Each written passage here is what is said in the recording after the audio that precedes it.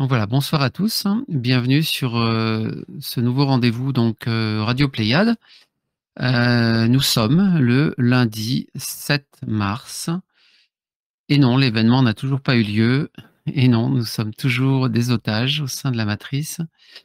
Mais peut-être que ceci se terminera bientôt, peut-être, espérons-le et on fait tout pour. Donc voilà, donc bienvenue à tous, bienvenue aux nouveaux venus, bienvenue aux habitués. Alors ce soir, on va, comme annoncé en fait, on va vous parler de la dernière mise à jour, donc de situation planétaire du contacté Cobra, et qui est paru déjà il y a un certain temps, qui se focalise bien sûr sur la question ukrainienne, le conflit entre la Russie et l'Ukraine. Et alors voilà, c'est guerrier, c'est un contexte guerrier, mais vous pourriez me dire, mais on va pas parler d'énergie, de méditation, de machin, de cela. Mais en fait, vous le savez, hein, vous qui êtes auditeur de Radio Pléiade, vous savez que tout est lié et on va essayer justement de comprendre pourquoi et comment. Alors, ce soir en co-animation, donc, nous avons Éric et Sandrine. Sandrine, un petit bonjour à notre auditoire. Bonjour à tous et bonjour André, merci Hervé. Bonjour à tous et bienvenue. Bienvenue. Éric, un petit bonjour. Eh bien, bonsoir à tous, à toutes, bienvenue aussi. Et ouais, n'hésitez pas à être interactif, c'est une petite mise à jour, mais qui peut partir très loin dans le temps aussi, comme Hervé nous expliquera. Ouais, je sais pas si je saurais bien l'expliquer, mais on va essayer effectivement de remonter un petit peu dans le temps. Donc, et puis on attend, comme l'a dit Eric, on attend de vous en fait de l'interactivité, de voir un petit peu ce que vous pensez de tout ça. C'est intéressant d'en discuter. Voilà.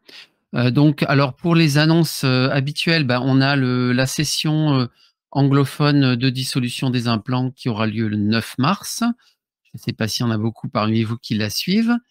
Sinon, il y aura la session de dissolution des implants donc francophone le 16 mars, donc le mercredi de la semaine prochaine, avec le soutien des chambres à tachyon. Donc, ne manquez pas ce rendez-vous. Alors, on a constaté que vous étiez un petit peu moins assidus quand il n'y avait pas de chambre à tachyon, puisqu'on a fait, voilà, moi je suis venu par curiosité à la séance de la semaine dernière et j'ai constaté qu'il y avait quand même 2 fois moins de personnes quand il n'y a pas le soutien des chambres à tachyon. Donc, mais quoi qu'il en soit, vous l'aurez la semaine prochaine, mais sachez quand même que le travail compte avant tout avec ou sans le soutien des chambres à tachyon. Et on remercie d'ailleurs André donc pour assurer cette prochaine session donc le 16 mars. Et sinon pour la suite des annonces, donc nous avons aussi le marathon spirituel, donc qui aura lieu, notre prochain marathon spirituel, le 26 mars. C'est un samedi, c'est le soir, vraisemblablement, oui, ce sera à 20h30. Alors, j'ai pas encore fait de publication pour l'annoncer, mais ce sera vraisemblablement l'horaire. On démarrera un petit peu plus tôt que d'habitude, hein, vous le savez. Et on aura bien évidemment le soutien des chambres à tachyon pour ce marathon spirituel. Alors, le marathon spirituel, c'est quoi? C'est un enchaînement d'exercices spirituels. Donc, vous n'êtes pas passif, hein, vous n'écoutez pas une canalisation ou bien une astrovoyance d'un nouveau genre, comme on en voit beaucoup justement sur Internet. Non, là, vous bossez, vous travaillez, vous faites des exercices spirituels. On les fait dans un certain ordre, avec une certaine logique, avec des supports, mais aussi en live.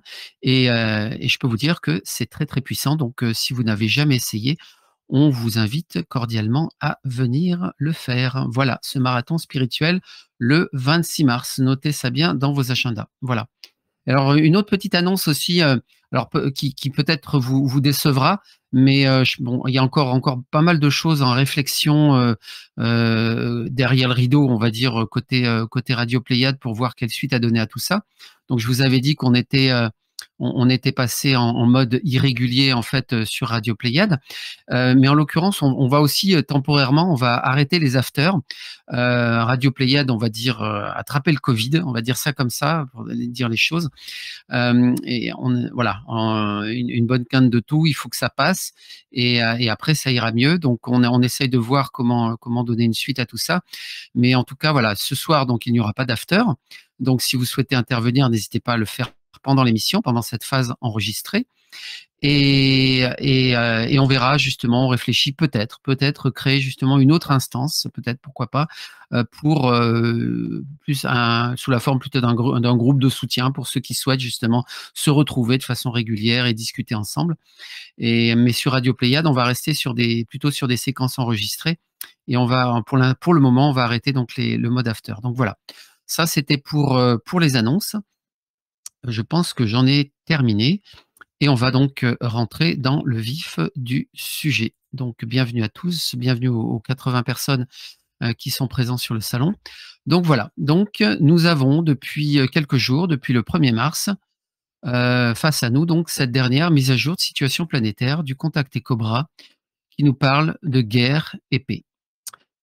Guerre et paix, comme ce fameux roman de Tolstoï que vous avez peut-être lu, en français ou en russe, puisque son auteur est russe. Un long roman passionnant, mais finalement qui redevient d'actualité, guerre et paix. Il y a eu beaucoup de guerres et beaucoup de paix sur ces territoires. Et on va reparler justement, on va remonter un petit peu le sens de l'histoire par rapport à ça. Donc, je vais commencer justement. Alors, moi, je vous invite vraiment à intervenir pour poser vos questions, faire vos remarques. N'hésitez pas à le faire. On n'a pas énormément de choses à dire par rapport à cette mise à jour. Enfin, si, on en a, mais c'est surtout les interactions et les échanges entre vous qui peuvent être intéressants. Alors, on commence. Donc, vous pouvez lire un peu d'explications sur les causes du conflit actuel entre la Russie et l'Ukraine dans mes articles précédents. Voilà, ça commence bien. Donc, Cobra commence cette mise à jour de situation sur la guerre en Ukraine par des vieilles publications donc qu'il a émises en 2014 et en 2015. Et on va justement en examiner une en particulier qui est celle de 2015.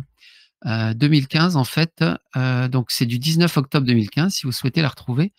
Donc ça s'appelait « Guerre galactique par procuration en Syrie ». Mais alors vous allez me dire, mais c'est quoi le rapport avec la Syrie ? Ben, il y en a un justement, on va le voir.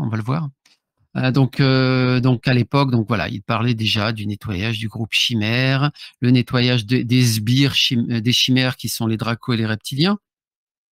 Et il était important à l'époque de comprendre déjà en 2015 que les Khazars sont en fait, donc c'est ce peuple justement de cette zone, Caucase-Ukraine, sont en fait des dracos qui sont venus sur la planète Terre à la fin de la période Atlante par le portail du Caucase et ont continué à se réincarner dans des corps humains.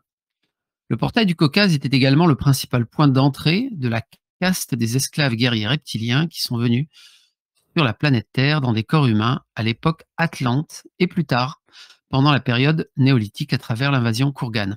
Alors, je ne l'ai pas dit, j'aurais pu le dire, je le répète, faites travailler votre discernement par rapport à toutes les informations qui vous sont diffusées dans ce Radio Pléiade. Bien évidemment, nous ne prétendons pas détenir la vérité, nous ne prétendons pas d'ailleurs non plus que Cobra détient la vérité, nous n'adhérons pas forcément à tout ce que dit Cobra, nous partageons de l'information qui nous semble pertinente et à vous d'en faire bon usage. Voilà. Donc nous parlions des Khazars qui seraient donc des dracos incarnés dans des corps humains qui sont venus notamment par le portail du Caucase. Donc le Caucase, c'est juste à côté de l'Ukraine. Hein. Je pense que vous connaissez votre géographie. Et alors les Pléiadiens donc et les races alliées ont toujours soutenu la population de la Terre dans leur lutte pour la liberté contre la suppression donc de ce complexe chimère draco-reptilien. Les peuples slaves, en particulier les Russes, étaient généralement assez ouverts au conseil et au soutien des Pléiadiens. Et d'ailleurs, moi, ça me fait toujours, quand on parle de ça, ça me fait toujours penser à Rudolf Steiner. Vous connaissez cet occultiste qui, dans ses conférences, justement, a parlé du rôle particulier du peuple slave à la fin des temps. Alors, il faudrait que je retrouve le texte pour retrouver les termes, mais en tout cas, voilà, il dit lui aussi que le peuple slave jouera un rôle clé et positif dans la fin des temps. On va voir. Pour l'instant, les méchants, c'est les Russes. En tout cas, c'est ce qu'on comprend dans les médias classiques. Mais on va voir que c'est peut-être pas aussi simple que cela. Alors, donc les peuples slaves, en particulier les Russes, étaient généralement ouverts au conseil et au soutien des Pléiadiens. Donc je suis toujours sur cette mise à jour de 2015 en l'occurrence, hein, pour clarifier cette mise à jour récente. Kievan Rus, donc un personnage de l'époque, sous le commandement militaire de Sviatoslav Ier de Kiev. Tiens, Kiev, ça vous parle? Donc la capitale de l'Ukraine, bien évidemment, a détruit l'État khazar vers l'an 965. Et vous pouvez aller consulter la fiche Wikipédia de Sviatoslav Ier de Kiev si ça vous intéresse. Si vous vous intéressez justement dans les liens justement qu'il peut y avoir entre l'histoire occulte et l'histoire officielle. L'histoire officielle étant bien souvent occultée et l'histoire occulte oubliée. Ce fut donc le début d'une longue animosité entre les Khazars et les Russes. Depuis lors, les Khazars étaient sans leur patrie d'origine et ont perdu le contrôle du portail du Caucase. Voilà. Et alors, dans cette publication de 2015, Cobra était plus focalisé sur la Syrie, puisque c'était le point brûlant à la surface de la planète à l'époque, la Syrie donc.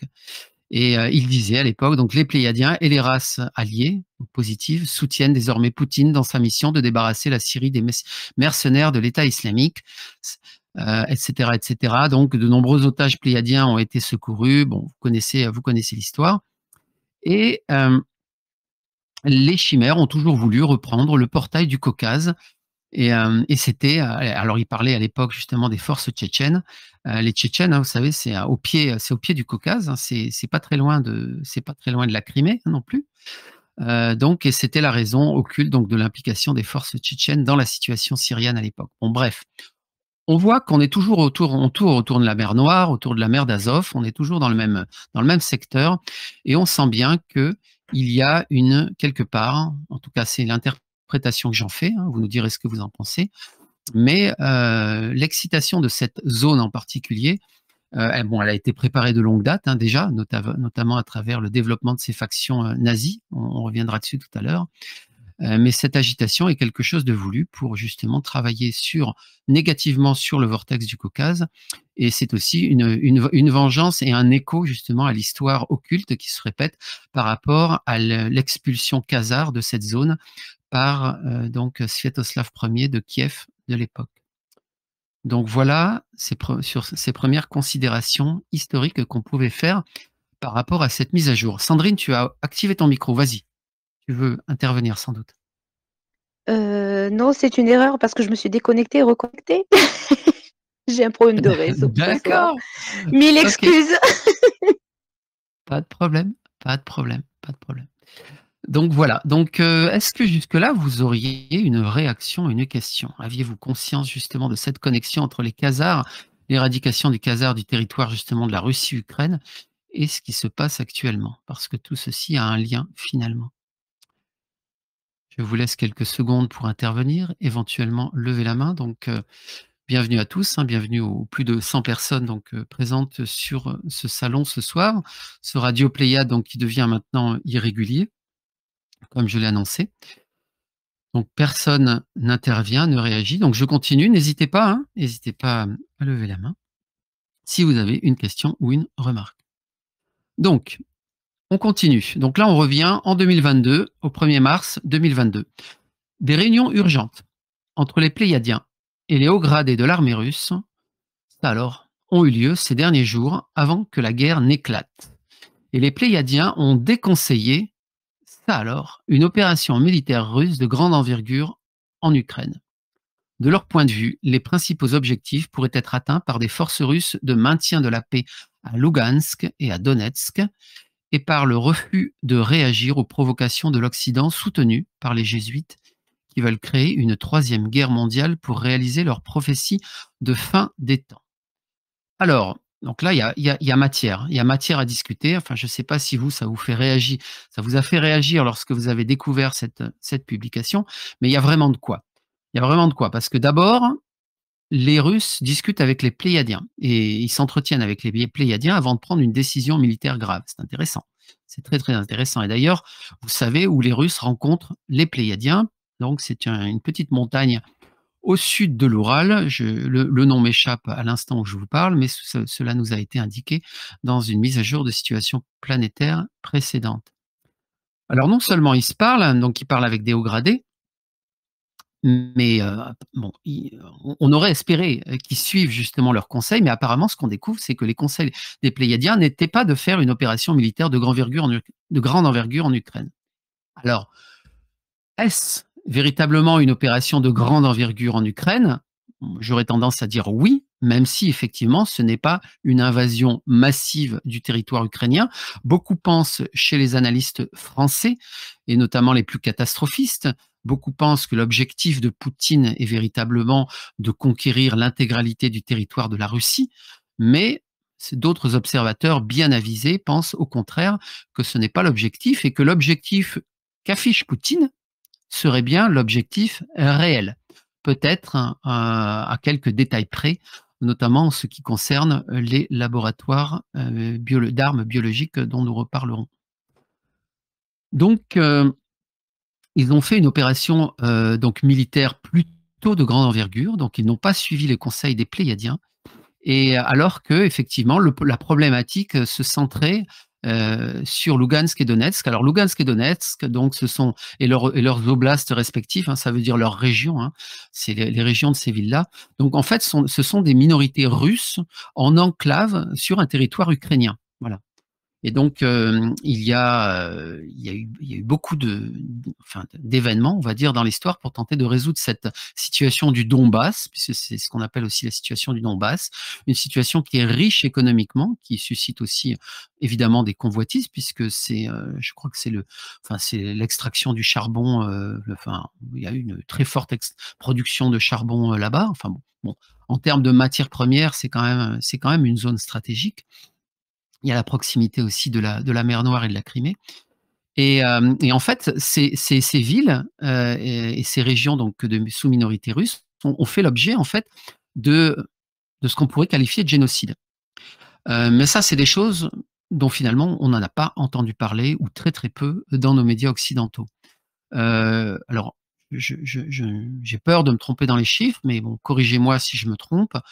Il était question justement en l'espace de 8 ans de 14 000 morts, dont des centaines d'enfants, à travers justement des incursions de ces forces armées dites néo-nazies ukrainiennes dans ces territoires pro-russes. Et c'est vrai qu'il aurait été sans doute, il aurait pu peut-être suffire de venir justement reprendre le contrôle de ces zones-là pour protéger la population civile de Lugansk et de Donetsk sans avoir besoin de faire une conquête, une reconquête ou ce qui ressemble à ça de loin de l'Ukraine. Et malheureusement, voilà, il semblerait que Poutine n'a pas suivi les bons conseils des Pléiadiens. Alors, ça appelle une remarque, parce que vous savez que dans notre milieu, spiritualité et divulgation, on s'intéresse beaucoup à Poutine, on s'est beaucoup intéressé aussi à Q, on s'est beaucoup intéressé à Trump, et on a tendance toujours, hein, vous connaissez mon discours, à considérer que le sauveur, c'est les autres, quoi. C'est l'alliance, ils ont le pouvoir, ils ont les militaires, ils ont l'armement, ils ont les technologies secrètes. Mais en fait, la clé, encore une fois, hein, la clé de la sortie de matrice, c'est nous, c'est pas Poutine, c'est pas Trump. Trump n'a pas sauvé le monde, Trump n'a pas éradiqué la pédophilie de ce monde, Trump n'a pas repris les rênes du pouvoir, et Poutine se trompe, et Poutine fait des conneries. Parlons franc. En tout cas, voilà, c'est ce que prétend Cobra, et je pense que c'est intéressant de prendre conscience de ça, parce que finalement, vous avez plus de pouvoir que Poutine dans votre capacité à incarner la lumière et je dirais les fréquences les plus élevées qui soient. Plus on va incarner des fréquences élevées, plus on aura de puissance. Et c'est vraiment ça qui est attendu justement pour le déclenchement de l'événement. Donc nous sommes attendus. Ce n'est pas Poutine qui est attendu, ce n'est pas Trump, ce n'est pas je ne sais quelle faction secrète, c'est nous qui sommes attendus. Il faut bien en avoir conscience. Sandrine, Eric, est-ce que vous souhaitiez réagir jusqu'à présent par rapport à ça? Je trouve que c'est une très bonne. très bonne synthèse pour l'instant. Alors, est-ce que ça serait bien de parler un petit peu des cachards qui sont quand même, qui n'existent pas dans l'histoire du monde de manière exotérique? Est-ce que ça serait bien d'expliquer un peu plus qui ils sont vraiment? Je ne sais pas. Est-ce que tu es en capacité d'en parler? Non, je pense que tu es vraiment le plus grand connaisseur dans ce domaine. Mais est-ce que les gens qui écoutent l'émission ont une idée des cachards, de qui ils sont, d'où ils viennent, de leurs objectifs et pourquoi ils font autant de bazar actuellement sur la planète? Ça, je ne sais pas, mais peut-être que oui, peut-être qu'ils sont très informés. Ce que j'ai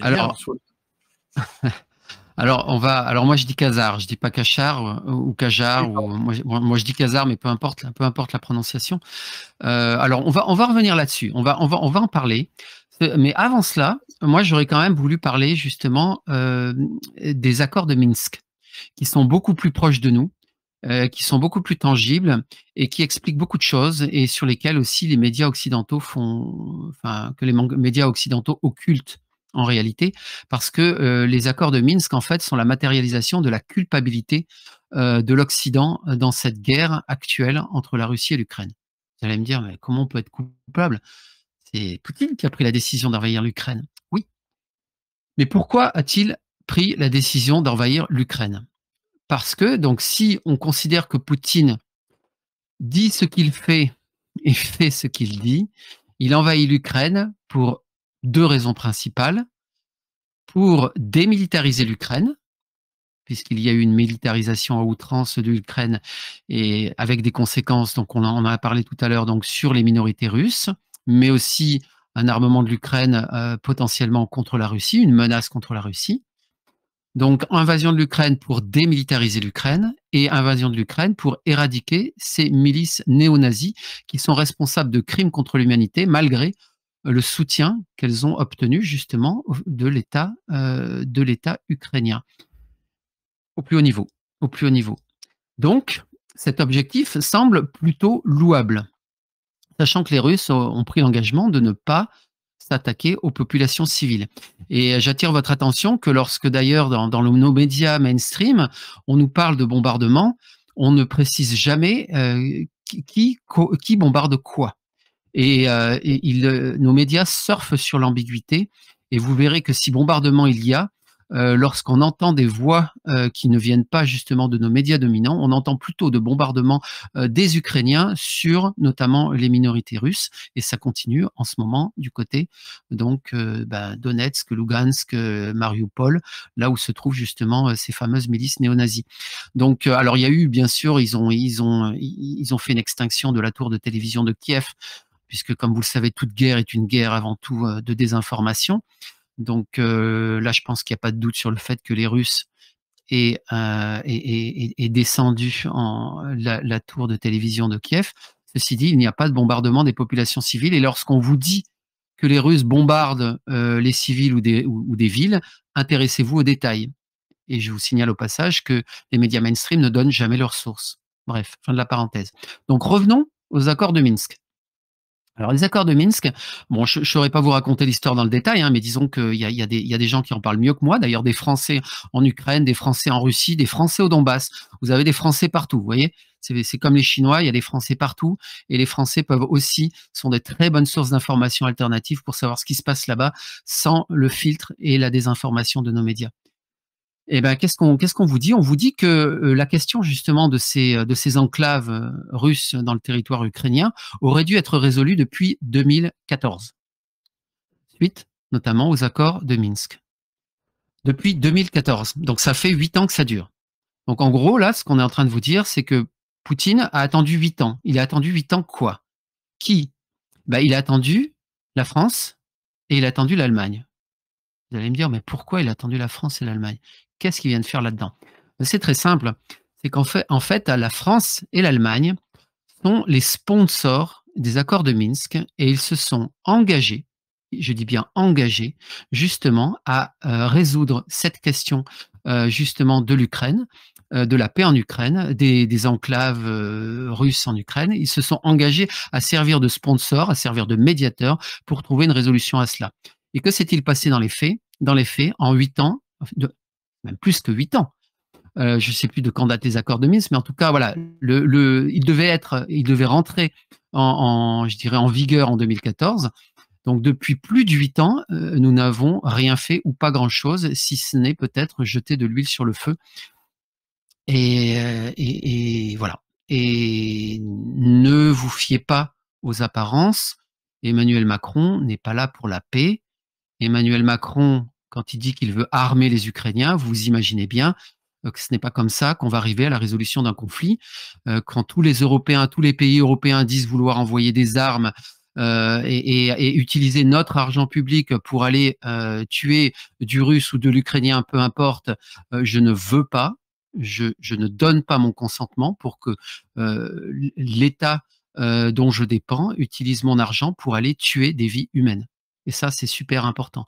Donc, une personne qui dit prétendre servir de médiateur pour trouver une résolution au conflit et qui en même temps est prêt à financer et à armer l'un des camps, ben, vous avez compris, en fait, il fait le contraire de ce qu'il dit, contrairement à Poutine.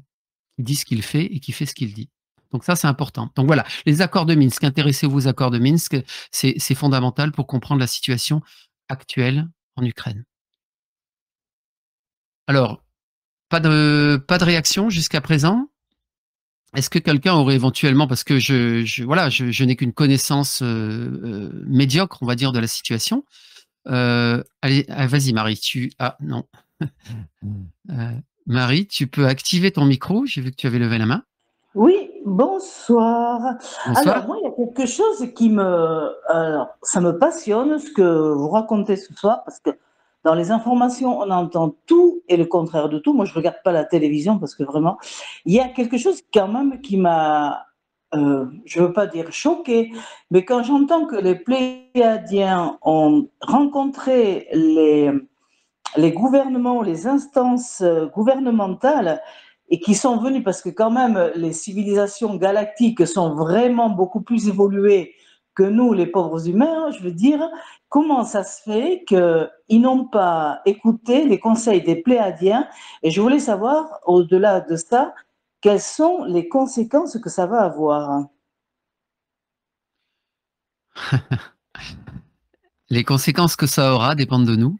Vous connaissez mon discours complètement Oui, fou. oui, Hein, d'accord. voilà. Donc, au-delà de ça, étant donné le nombre de factions à la surface de la planète, positives ou négatives, je pense qu'il est difficile de tracer une ligne de temps. Par contre, moi, je suis totalement d'accord avec ce que dit Cobra sur le fait que les lignes de temps négatives vont s'effacer une à une progressivement. Ça, j'en suis convaincu. Ensuite, pourquoi ils n'ont pas écouté les Pléiadiens? C'est une bonne question. Mais alors, moi, je vais vous faire un petit rappel justement sur ce qui avait été dit dans une mise à jour de situation planétaire précédente, justement sur ces négociations et ces contacts entre les hauts gradés de l'armée russe et les Pléiadiens notamment. C'est que en fait, les hauts gradés de l'armée russe, en fait, ils avaient imaginé que le soutien pléiadien, finalement, il était là pour travailler pour la Russie, pour la grande Russie, pour la souveraineté de leur pays. Et puis ils ont découvert finalement avec le temps que les Pléiadiens avaient des ambitions beaucoup plus grandes que ça. Ils voulaient travailler justement sur l'enjeu planétaire et la libération planétaire. Et certains hauts gradés qui n'ont pas justement toute cette compréhension multidimensionnelle et spirituelle de cet enjeu planétaire, finalement, ont pu considérer que les Pléiadiens n'étaient pas tout à fait dans leur camp ou donnaient des conseils qui n'étaient pas les conseils optimum pour la grande Russie. Et c'est sans doute pour ça aussi qu'ils se sont permis de dévier. Mais s'ils se sont permis de dévier, c'est aussi, comme le souligne Cobra, parce qu'il y a eu une influence jésuite puissante à travers des relais dans l'armée russe et des relais au niveau aussi de l'Église russe. Donc voilà, ce n'est pas parce qu'ils discutent entre eux qu'il y a une osmose parfaite. Poutine aurait été en contact également avec les Pléiadiens. C'est sans doute ce qui a fait qu'il est devenu plus clair qu'autrefois. C'était un personnage très sombre par le passé, Poutine, du temps où il était agent secret, où il travaillait en Allemagne de l'Est. Je pense qu'il a fait des choses très sombres. Mais voilà, il a évolué depuis. Ceci dit, ce n'est pas le sauveur de l'humanité. Et voilà ce que je peux dire par rapport à ça. Alors, Oui, oui, est-ce que ça te satisfait, Marie? oui, oui, oui, oui. Bah, de toute façon, il est déjà mieux que Macron, hein. Mais c'est vrai que je trouve que, enfin, moi, ça me dépasse parce que quand on fait appel à des instances galactiques, à ces êtres qui sont vraiment beaucoup plus évolués que la race humaine et qu'on n'écoute pas les conseils, ils n'ont pas non plus ces instances gouvernementales, elles n'ont pas non plus cette dimension spirituelle qu'ont les Pléiadiens. Donc, euh, je sais pas, moi ça me sidère un peu. Je veux dire, on les appelle, ils savent quand même qui ils sont, et puis au final, ils n'écoutent pas les conseils. Et je trouve ça vraiment, ouais, c'est dommage, quoi. C'est dommage. Et c'est bien la preuve que toute information, aussi précieuse soit-elle, sans le travail spirituel, n'est rien et ne sera pas utilisée, je dirais, à bon escient. Science, c'est aussi une autre illustration de science sans conscience n'est que ruine de l'âme, parce que Oui, justement, bah, ces militaires de haut rang n'ont pas voilà, c'est pas, ils sont pas réputés pour faire un travail spirituel sur eux-mêmes. Ils ont plein d'autres qualités, ils font plein d'autres choses, ils ont plein de connaissances, voilà, ils ont plein de diplômes, ils sont bardés de diplômes et de médailles, mais ils n'ont peut-être pas justement cette conscience de cette guerre bah oui, c'est clair. multidimensionnelle qui se joue. Voilà. Oui, tout à fait, c'est clair, ouais. Voilà. Ok, merci Donc beaucoup. merci Marie. On va donner la parole à Julien. Vas-y Julien, tu peux prendre la parole. Bonsoir à tous. C'est juste Bonsoir. pour apporter une petite précision, éclaircissement au niveau physique, on va dire, des informations. Il y a la reportrice de guerre Anne-Laure Bonnel qui a bien parlé du sujet. Que tu disais que les Ukrainiens. C'est le nom qui me manquait. Ouais, c'est celle qu'on voit sur les images avec un casque bleu avec Voilà, marqué presse dessus, c'est ça? exactement. Anne-Laure Bonnel. D'accord, bah merci. BZNEL. Et alors cette Anne-Laure Bonnel, justement, donc c'est super intéressant d'aller l'écouter parce que elle vous explique quoi? Elle vous dit, bah elle est partie là-bas, elle est partie au front. C'est une jeune dame très courageuse. Elle a fait un reportage et elle a proposé son reportage aux différents médias français, notamment à France Télévisions. Et alors, à son grand étonnement, elle a reçu une fin de non-recevoir.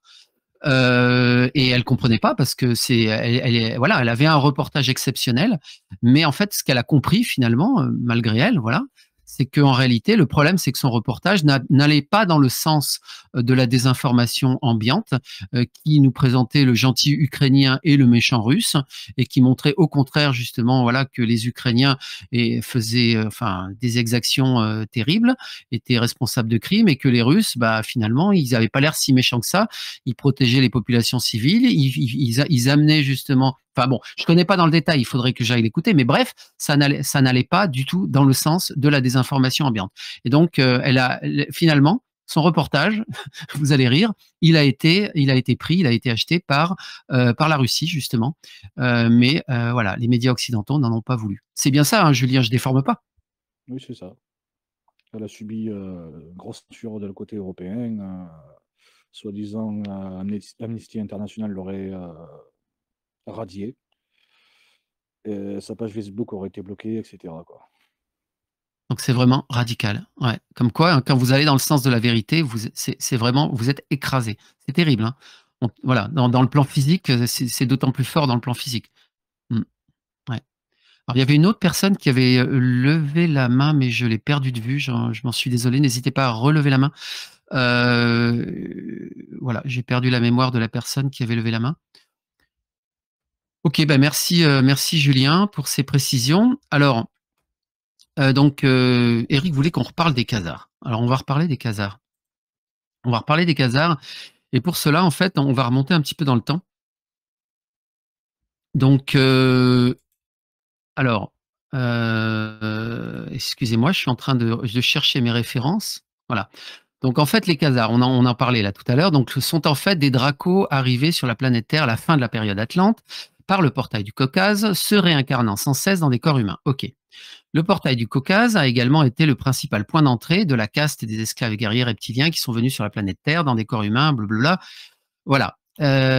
Donc en réalité, aujourd'hui, dans la sphère, dans la complosphère, on va dire, il est commun de considérer que les Khazars et les peuples d'origine khazare, en fait, sont un peu le nœud du problème.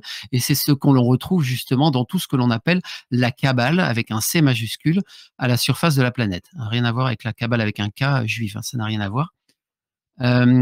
Et donc un peuple justement qui guerrier, qui s'est attaché à éteindre autant que faire se peut justement les énergies de la déesse à la surface de la planète.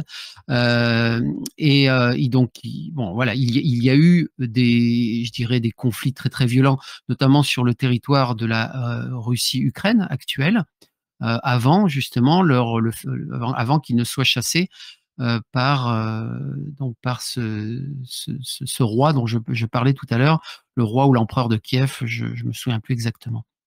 Donc voilà, donc l'histoire que nous vivons aujourd'hui est intimement liée à l'histoire des Khazars qui date de la fin du premier millénaire. Alors pour compléter, donc vous savez que bon, au sommet de la hiérarchie du mal, donc on trouve les chimères et les archontes.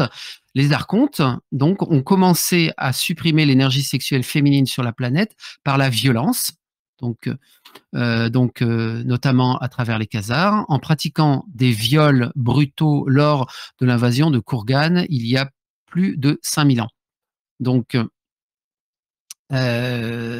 c'est une histoire. Alors Kourgan, c'est une ville en Russie, mais ça représente aussi un peuple d'Asie centrale. Donc on est toujours plus ou moins, on va dire, dans la même zone géographique où les forces sombres se sont toujours attelées justement à agiter, à faire couler le sang ou à étouffer les énergies de la déesse dans cette région-là. Et donc, depuis l'invasion des archontes au Kourgan, donc il y a plus de 5000 ans, donc ceux-ci utilisent la technologie scalaire éthérique et plasmatique pour perturber les unions sacrées. Ces perturbations sont les sources de la plupart des drames dans les relations amoureuses.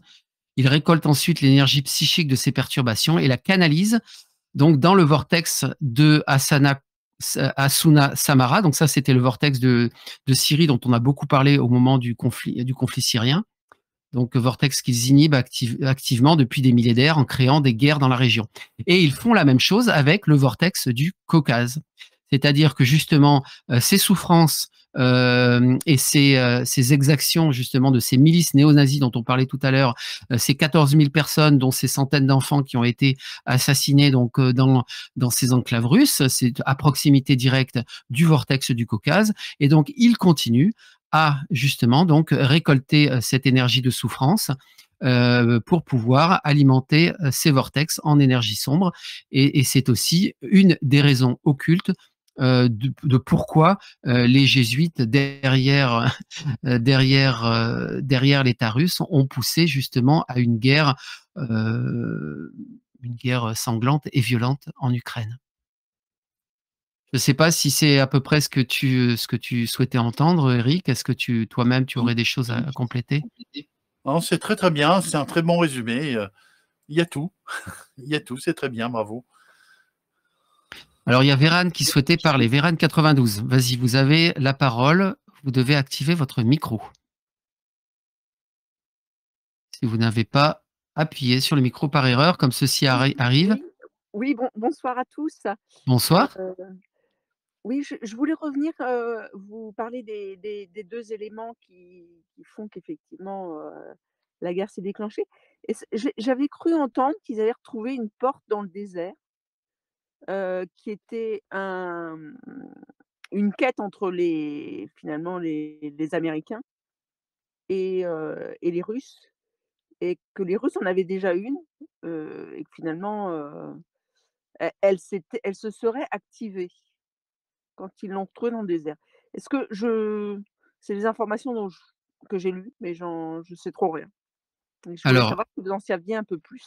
Dans quel désert? On parle du territoire de l'Ukraine ou ailleurs? Oui, de l'Ukraine, oui, dans l'Ukraine, ouais. Mmh. Dans une base désertique de l'Ukraine, ouais. Est-ce que ça vous dit quelque chose? Vous avez entendu ce genre d'informations ou pas? Non. Alors, ce qui serait intéressant aussi, c'est de connaître votre source, la source de votre information. Est-ce que vous connaissez la source de cette information? Ouais, enfin, je lis tellement de choses que j'arrive plus à m'en remettre. Ouais, non, mais voilà, non, mais vous inquiétez pas, vous culpabilisez pas ça, pas pour ça. On en est tous là. On en est tous là.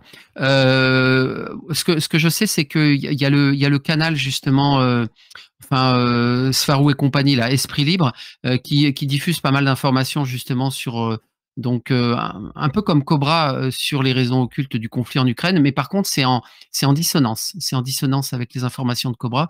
Et moi, je suis pas, j'adhère pas justement avec ce qui est dit. En tout cas, il y a des choses qui sont vraies, mais il y en a qui le sont beaucoup moins. J'en suis convaincu. Mais je sais il est fait allusion aussi aux bases souterraines. Bon, c'est évident, mais de toute façon, il y en a partout, hein. C'est évident qu'il y a des bases souterraines importantes sous le territoire de l'Ukraine. Et je pense aussi qu'il y a des objectifs secrets en lien avec ces bases souterraines. Après, Mais là, est-ce que par exemple, on sait combien il y a de portails, et de choses qui commencent à s'activer, par rapport, à la situation? donc vous parlez de portail énergétique? Non, non. Enfin, Ouais, Cobra n'a pas communiqué oui, là-dessus. puisqu'apparemment c'est une grande quête, entre les différentes forces, Ouais. qu'elles soient obscures ou qu'elles soient, bienveillantes. Ah, ouais, tout à fait. Alors, il y a Odessa. Odessa, il y a un vortex important, je sais, à Odessa. À l'origine, d'ailleurs, la ville d'Odessa a été créée par des forces positives de mémoire. Mais alors après, où se situent les vortex sur le territoire de l'Ukraine, je ne saurais pas vous dire exactement. Mais il y a des enjeux énergétiques. Mais moi, je peux pas. Là, j'ai pas plus d'informations là-dessus à vous donner. Après, connectez-vous peut-être justement. Enfin, nous, on fait avec le groupe de Sandrine justement. Méditons ensemble pour la libération planétaire. Il y a donc il y a des méditations régulières qui sont faites pour la paix. Donc, on vous invite à rejoindre le groupe, hein, et à participer surtout, parce que rejoindre le groupe c'est une chose, mais participer aux méditations c'est beaucoup mieux, parce que sinon ça sert à rien d'être dans le groupe. Et il y a des méditations régulières pour la paix qui sont faites. Il y a des colonnes bouddhiques qui sont faites justement sur certaines cibles. Je ne sais pas, Sandrine, d'ailleurs, si tu veux prendre la parole par rapport à ça. Mais en tout cas, il y a du boulot, il y a du travail à faire. Et quand Sandrine ou son équipe se connectent sur des lieux en particulier, ils peuvent avoir des informations. Voilà. Donc, je ne sais pas, Sandrine, qu'est-ce que... Oui, tout à fait. On fait les colonnes bouddhiques sur des cibles bien particulières et en particulier aussi les vortex. Nous revenons régulièrement sur certains vortex clés, comme Paris, comme Ljubljana, la Syrie, le Kivu, et on va bientôt faire Versailles. Eh Voilà, ben, et bien Odessa, sûr, Odessa, ça serait intéressant, je pense, de le faire. Et peut-être, est-ce que vous avez fait justement un nettoyage sur Kiev ou sur Lugansk et Donetsk, dont on parle beaucoup actuellement? sur Kiev, oui, on avait déjà fait des colonnes bouddhiques dessus. On l'avait déjà fait, ouais, Mm. sur Kiev. Ouais, Et sur l'Ukraine aussi, cet après-midi. voilà. Voilà. Donc, bah, n'hésitez pas à rejoindre le groupe de Mm, mm. Sandrine, faites des propositions et effectivement, certaines personnes, lorsqu'elles font des colonnes bouddhiques, après, là, vous avez des ressentis, il y a des informations qui remontent, qui peuvent vous donner des informations. Voilà, l'information, elle n'est pas seulement à aller chercher, à aller glaner sur le web, elle est aussi dans le travail qu'on peut faire et qu'on peut aller chercher soi-même. Après, voilà, la fiabilité de l'information, c'est autre chose, mais c'est des choses qu'on peut faire par soi-même. Alors, Amy, je te donne la parole. Vas-y, Amy, tu peux activer ton micro. Nous t'écoutons, Amy. Sinon, je donnerai la parole à BCH, qui a également levé la main. Alors, Amy n'active pas son micro, donc je donne la parole. Non. BCH, si tu veux activer ton micro. Oui, Ah, bonsoir. Non, bonsoir. c'était tout à l'heure que j'avais appuyé, effectivement, tu n'avais pas vu. Sur les accords de Minsk, effectivement, il y a une partie des accords aussi qui concerne la russophobie, justement, et qui protège les Russes de ça, hein, comme par hasard, évidemment, c'est pas appliqué. Et puis, il y a beaucoup de choses aussi qui se disent par rapport à l'OTAN, parce que l'OTAN est manipulée évidemment par les Américains, donc comme l'Europe d'ailleurs. Et effectivement, le territoire de l'Ukraine peut intéresser l'OTAN, puisque c'est proche, et ça met la Russie à portée de missile, quoi. Voilà. Et ça, c'est ce qui se lit, hein. Après, chacun fait agir son discernement. Et puis, on parlait aussi de Poutine et des éminents militaires qui étaient en contact avec les Pléiadiens. Oui, mais on n'a pas notion du nombre et je doute que ce soit 100% des hauts militaires. Donc, du coup, Poutine, il est pas. Enfin, il n'y a pas qu'une pensée unique là-haut. Et donc, forcément, il doit faire face aussi à une force d'opposition qui pourrait aussi le destituer ou faire quelque chose comme ça. Donc, je pense qu'il est obligé aussi de ménager la chèvre et le chou, quoi. Voilà, c'était juste une remarque. Ouais, non, mais c'est une très bonne remarque et c'est vrai qu'on n'en a pas parlé jusqu'à présent de cet aspect géopolitique et qui fait qu'effectivement, donc les va-t-en-guerre de l'OTAN, ben, finalement, le meilleur moyen justement de déclencher un conflit, c'est de faire rentrer l'Ukraine dans l'OTAN et de positionner des rampes de missiles de l'OTAN aux frontières de la Russie, bien évidemment. Et c'est ce que veut éviter Poutine. Déjà, par rapport aux pays de l'ancien pacte de Varsovie, donc l'OTAN s'est considérablement étendue vers l'Est. Une extension sur le territoire de l'Ukraine était une atteinte directe à la sécurité de la Russie. En tout cas, voilà, c'est perçu clairement comme ça par Poutine, par l'armée russe et sans doute une bonne partie de la population aussi. Donc voilà, il fallait le mentionner. Et c'est pour ça que quand Zelensky demande une adhésion à l'OTAN en urgence, qui veulent essayer justement de déroger aux règles et au calendrier pour aller le plus vite possible, c'est une provocation, c'est jeter de l'huile sur le feu. Il serait bien plus judicieux effectivement de se contenter, comme c'est d'ailleurs suggéré plus loin dans la mise à jour, d'une adhésion à l'UE, à compter que ça fasse sens, et par contre à garder justement l'Ukraine démilitarisée et en dehors de l'OTAN. Hein. L'UE n'est pas l'OTAN, on peut faire 2 territoires disjoints. L'Ukraine pourrait faire partie de l'Union européenne sans pour autant faire partie de l'OTAN. Donc voilà, c'est une menace directe à la Russie, l'extension de l'OTAN vers l'Est, et ça a été utilisé bien évidemment pour susciter ce conflit en Ukraine. Donc l'OTAN et l'Occident, a une part immense dans la génération de ce conflit en Ukraine, contrairement à ce qu'on voudrait bien reconnaître. Voilà. Et d'ailleurs, il y a eu des promesses qui ont été faites par le passé de ne pas étendre l'OTAN, la zone d'influence de l'OTAN au-delà de ce qu'elle est aujourd'hui.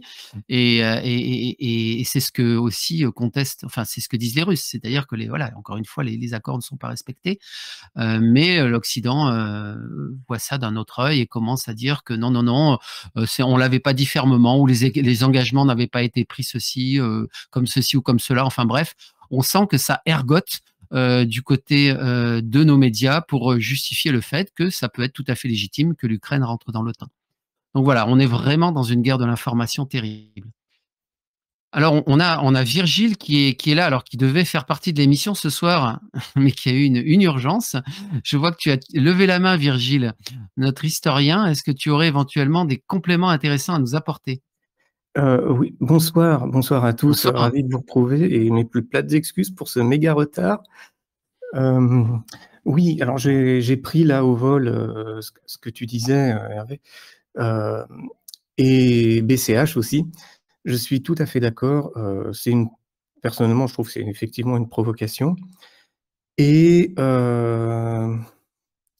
oui, cet accord dont tu parlais, Hervé, que l'OTAN n'était pas censé s'étendre, il avait été donné par la parole, et on a les vieux avances.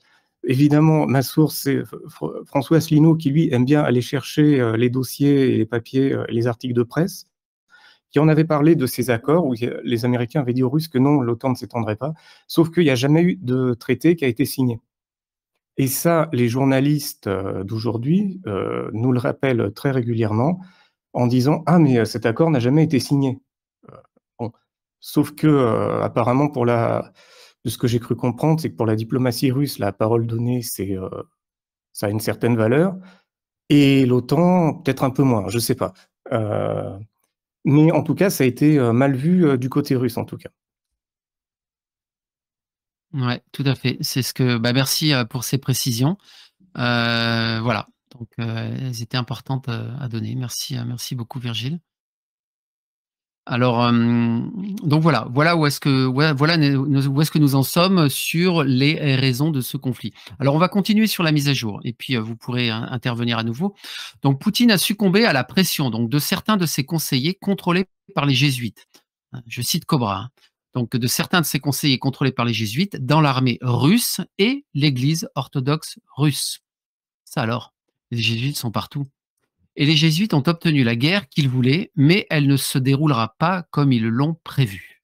Alors ça, c'est intéressant. Donc moi, quand j'ai lu ça pour la première fois, en fait, je me suis dit, tiens, qu'est-ce que ça veut dire? Ça veut dire que Poutine va nettoyer l'Ukraine comme un rouleau compresseur? Ben non, c'est peut-être pas ça, parce que c'est pas du tout ce qui a l'air de se passer. Peut-être que, enfin voilà, on peut avoir différentes hypothèses et vous nous direz les vôtres si vous le souhaitez.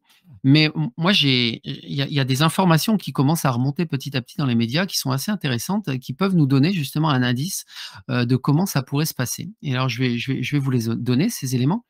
Ben, notamment, on constate que il commence à y avoir en fait des mutineries, notamment dans l'armée russe. Il y a eu des problèmes, d'après ce que j'ai compris, des problèmes d'approvisionnement, des problèmes de ravitaillement même, et peut-être que, bah, certaines personnes dans l'armée russe ont, sait-on jamais, de la famille, en Ukraine, hein. Faut le rappeler quand même, hein, les Russes et les Ukrainiens sont vraiment 2 peuples qui sont très proches et ils ont peut-être pas envie de participer à une guerre fratricide.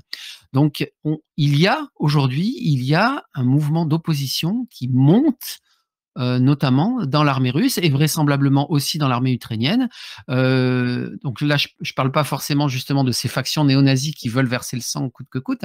Je parle des personnes comme vous et moi qui sont peut-être conscrits dans l'armée et qui se retrouvent justement dans ce conflit malgré eux et qui ne veulent pas entrer dans une guerre fratricide. Il y a ça.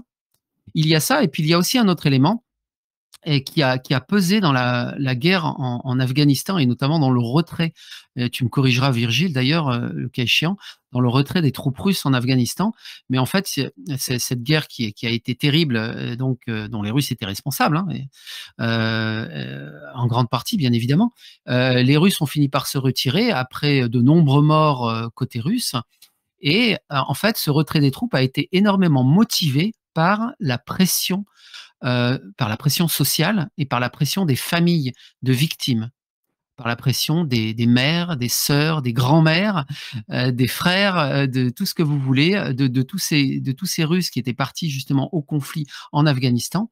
Les institutions, les administrations russes étaient, comment dire, ployées sous le poids des plaintes et des demandes des babouchkas en tout genre qui se plaignaient d'avoir perdu un petit-fils justement en Afghanistan.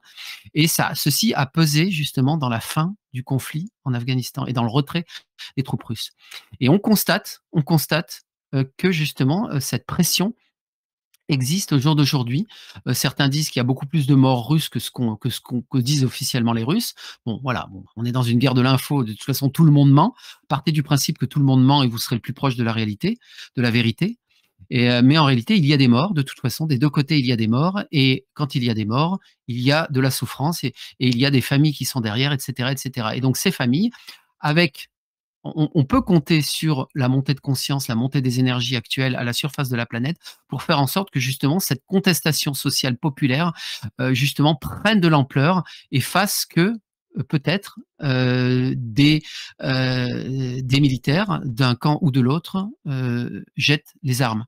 Et c'est ce qu'on constate aussi d'ailleurs côté ukrainien. Il y a de véritables abandons. Il y a des abandons d'arsenaux, il y a des abandons de chars, d'armes, de postes, des positions qui étaient tenues par l'armée ukrainienne, qui sont purement et simplement abandonnées. Des militaires ukrainiens qui rejettent leur uniforme et qui démentent porter l'uniforme ukrainien. Donc voilà, on observe des phénomènes qui pourraient faire en sorte que, au final, cette guerre ne se déroule pas comme on l'a prévu. Alors, je vais donner la parole à Catherine V13. Voilà, vas-y Catherine, tu peux prendre la parole. Catherine, nous t'écoutons. Non? Ah, on t'a perdu. Ah bon, j'ai l'impression qu'elle s'est déconnectée. Bon, d'accord, tant pis. Est-ce que quelqu'un souhaiterait réagir à ça? Compléter? Je peux me tromper, hein, encore une fois, hein, j'essaye de me Non, non, renseigner au non, mieux. c'est tout à fait vrai, effectivement, il y a des gens qui n'ont simplement pas envie de se battre, hein. Bon après, côté, est, je crois, si j'en crois la carte que j'avais vue, bon après c'était chez Stratpol, hein, lui il est carrément, pro-russe, mais il disait qu'il y a des villes, dans l'est, qui se disaient: «Bah non, OK les Russes vous arrivez, nous on n'a pas envie de se battre, nous tout ce qu'on veut c'est vivre normalement, donc bah merci, et voilà quoi». Ils ont pas du tout envie aucune volonté de se battre. Alors les Russes, Voilà. côté propagande, ils disent: «Oui, bah c'est une ville que la Grande Russie libère», et voilà quoi, mais bon, il y en a qui ont tout simplement pas envie, qui disent: «Non, c'est pas ma guerre, mon colonel, quoi». Mmh, tout à fait. Et alors Stratpol, oui, merci de le citer, donc c'est une source intéressante, donc c'est Oui, un Français en Russie oui, il et il fait s'appelle, Xavier Moreau, je crois, c'est un ancien officier de l'armée de l'air, il me semble, et bah, il est basé à Moscou, et il donne un bulletin. Alors, j'aime bien, c'est qu'il donne des cartes avec, des petits pions, qui sont posés dessus, et au moins pour voir où ça en est, militairement, ça reste assez intéressant. Alors lui, il dit que, c'est, victoire écrasante pour la Russie, qui a conquis, un pays, grand comme, les 2/3 de la France en 1 semaine et demie, je sais pas quoi, donc bon, pour lui, c'est très, mais enfin, ça s'entend, il est carrément pro-russe dans cette histoire, et il est absolument contre, les groupes, néo-nazis qui sont en Ukraine, et c'est pour lui, c'est pour ça que, Poutine est intervenu. Donc c'est une source qui permet d'avoir un contre-pied, quasiment absolu par rapport à ce qu'on entend dans nos médias habituels. tout à Et comme fait. disait une autre, excuse-moi, je termine. Une autre source d'information que j'aime bien, que je trouve, assez sympa, c'est le bonhomme de la Croix du Sud, qu'on a déjà vu tourner sur nos réseaux, heu, qui disait qu'après 2 ans de Covid et d'informations traitées comme telles par nos médias, on a tendance à se méfier de nos médias, et là, comme on voit ce qu'il dit sur la Russie, bah, lui, son premier réflexe, c'est de se dire: C'est du lard ou du cochon ce qu'il me raconte?» Donc il est allé chercher d'autres sources, et du coup, je suis allé voir aussi, et j'ai découvert Stratpol en disant: «Bon OK, lui, quand on sait qu'il est pro-russe, bah, comme tu dis Hervé, on fait travailler son discernement et on essaye de démêler le vrai du faux, bah, de chaque source, quoi». Voilà, et alors vous pouvez vous dire aussi: «Mais attendez, là, on est sur Radio Pléiade, là, vous nous saoulez avec la guerre en Ukraine». Mais en fait, encore une fois, hein, pourquoi on vous parle de ça? Alors d'abord parce qu'on parle de la mise à jour de Cobra qui se focalise, sur ce conflit en Ukraine, et c'est aussi pour essayer de lui donner une autre dimension, hein. On parle des Pléiadiens, on parle de vortex, on parle d'énergie, et pour que vous mobilisiez, justement parce que vous avez un rôle à jouer, quoi que vous en pensiez certains, vous avez un rôle à jouer justement dans la résolution de ce conflit, véritablement. Donc voilà, donc c'est pour ça qu'on parle de géopolitique et on parle de guerre aujourd'hui. On le fera pas tout le temps, mais aujourd'hui, c'est important. Alors je rappelle aussi, pour faire un trait d'union avec, la crise Covid, toute cette, tous ces mensonges autour du Covid, pendant 2 ans, et cette peur, instrumentalisée, en fait, bah, vous assistez tout simplement donc à la continuité, je pense que vous l'avez compris, à la continuité de la crise Covid. La cabale, en fait, sentait que son narratif était à bout de souffle, et le virus aussi d'ailleurs. Et donc, son narratif arrivant à bout de souffle, que faut-il faire pour continuer à faire pression énergétiquement sur la planète, et à alimenter la peur? Comment faire? Ben, rien ne vaut une bonne petite guerre avec des menaces de guerre nucléaire derrière. Bah oui, menace de guerre nucléaire sur l'Europe, hein, vous l'avez entendu. Ils ont enlevé le cache sur le bouton rouge, hein, les Russes, mais en même temps en disant qu'ils déclencheraient pas de guerre nucléaire, mais ils ont juste enlevé le cache sur le bouton. Et puis en même temps, l'OTAN aussi se prépare. Il y a des drones de combat qui patrouillent en permanence justement à la frontière de l'OTAN. Enfin, il y a un état d'alerte maximum, et c'est vrai, on nous fait peur. On nous fait peur avec une possible guerre nucléaire, et quoi de mieux pour pouvoir assurer le lien, par rapport à la fin du narratif Covid. Donc voilà, tout est lié, vous l'avez compris, la guerre en Ukraine est la suite logique pour la cabale du narratif sur le Covid. Et donc, même pour parler astrologie, Poutine a choisi donc le moment de faiblesse maximale de l'Occident au retour de Pluton pour attaquer. Donc, il y a un lien qui vous est donné dans cette mise à jour, si vous êtes intéressé à ça, par un astrologue qui explique que voilà, que le choix de cette date pour attaquer n'était pas le fruit du hasard. Alors, il y a d'autres interprétations qui sont données en résonance avec des dates dans l'histoire de Russie, mais j'avoue que j'ai un petit peu perdu le fil de tout ça. Mais voilà, si ça vous intéresse, intéressez-vous-y. Mais l'essentiel, c'est votre contribution énergétique, encore une fois. Donc, et son objectif principal, donc, à Poutine, est de démilitariser l'Ukraine pour protéger la Russie des menaces militaires immédiates, d'éliminer les biolabs dangereux et de purger l'Ukraine des éléments néo-nazis. Alors, purger l'Ukraine des éléments néo-nazis et démilitariser l'Ukraine, ça, il en a parlé ouvertement, officiellement, dans un discours à la nation, Poutine. Par contre, éliminer les biolabs dangereux, je sais pas si c'était dans son discours à la nation, je ne pense pas. Ça fait partie des informations bonus qui nous sont communiquées par le Contact Cobra, parce que figurez-vous, comme par hasard, il y avait alors une petite dizaine de laboratoires justement d'armes biologiques qui ont été créés en Ukraine, sur le territoire de l'Ukraine, pas forcément très loin d'ailleurs de la frontière russe, avec le financement des contribuables américains. Donc, et il semblerait que d'ailleurs les documents qui ont été récupérés, les cahiers de laboratoire qui ont été récupérés justement par les Russes qui ont pris ces laboratoires sont en cours d'analyse pour voir ce qui se tramait potentiellement dans ces laboratoires d'armes biologiques. Donc vous voyez bien qu'il y avait quand même des petites choses pas très claires en Ukraine. Alors, Lucie Cascou, tu souhaites prendre la parole? Vas-y, tu peux activer ton micro. Oui, j'ai entendu dire que la France venait d'envoyer 2,5 millions de doses d'iode en Ukraine. Et comme par hasard, l'iode devient très difficile à obtenir en France dans les pharmacies. Qu'en pensez-vous? Ça a été repris par BFM et par Pascal Praud sur sa chaîne. Je l'ai entendu par ailleurs, mais apparemment, oui, ça s'est bien passé. Alors, je ne sais pas si c'est une blague, mais il paraît qu'il y a aussi une recrudescence des commandes de diodes sur Internet. Peut-être que les gens confondent les diodes et l'iode, mais quoi qu'il en soit, voilà, l'iode, effectivement, en cas de catastrophe nucléaire, vous le savez, les gens d'ailleurs qui habitent à côté des centrales nucléaires, ils ont des pastilles d'iode au cas où il y a un incident pour pouvoir saturer la thyroïde en iode non radioactive pour éviter au moment de la catastrophe nucléaire que la thyroïde ne se charge en iode radioactif. Parce qu'après, voilà, ça crée des pathologies, des cancers, etc. Oui, Virgile. Oui, je confirme, hein, on en a.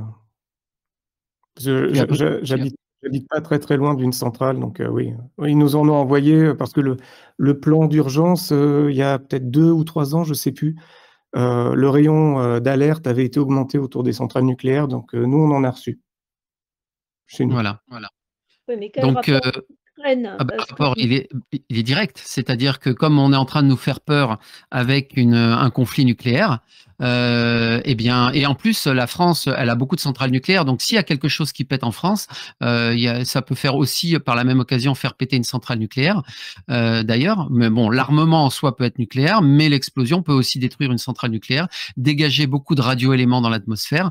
Et donc, comme on travaille la peur, là, on est en train encore une fois, c'est le terreau de la peur, là, on la fait grandir tant qu'on peut. Donc, les gens réagissent à cette peur en se disant, il faut que je me prépare à ça. Donc, je commande des cachetons d'iode. Comme ça, je serai préparé. Je vais aussi faire mes réserves de pâtes, mes réserves d'eau. Je vais acheter des bouteilles de gaz parce qu'on ne sait pas ce que ça va devenir aussi le gaz, vu l'augmentation du prix du gaz. Donc, voilà, tout ça, ça fait partie d'une même logique. Est-ce que ça te satisfait, Lucie, comme réponse? Oui, non, mais je me suis demandé s'il y avait des fuites quelque part en Ukraine qui n'avaient pas été vraiment signalées au grand public pour qu'ils envoient d'urgence 2,5 millions de doses, c'est quand même beaucoup.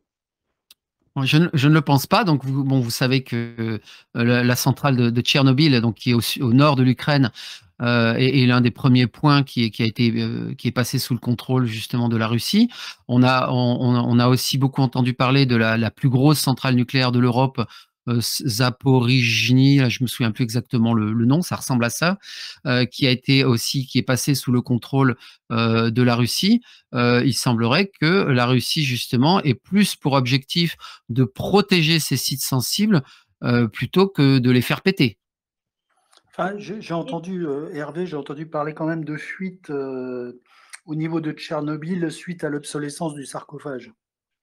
Ah oui, mais ça n'a rien à voir avec l'invasion russe. Hein, on est bien d'accord, on est bien d'accord. Et l'explosion qu'il y a eu dans la centrale, il a été aussi écrit que c'était pas la centrale qui était directement visée, mais que c'était l'installation électrique d'alimentation qui était visée. Donc c'est un local un petit peu à côté. Ouais, tout à fait. Alors, est-ce que Bon, après, voilà. ça a à voir avec les laboratoires biochimiques qui ont été détruits? Est-ce qu'ils ont détruit des choses qui pouvaient être radioactives? Non, non, les biolabs, en fait, ce qu'on appelle les biolabs, c'est des laboratoires dans lesquels ils élaborent des armes biologiques. Oui. Donc, c'est pas de l'arme. Voilà, c'est pas là, on n'est pas sur du nucléaire. Donc, non, l'iode n'est pas lié à ça. Mais enfin voilà, bon, moi je suis. Soyons attentifs. Et effectivement, moi je pense que ça participe à la culture de la peur.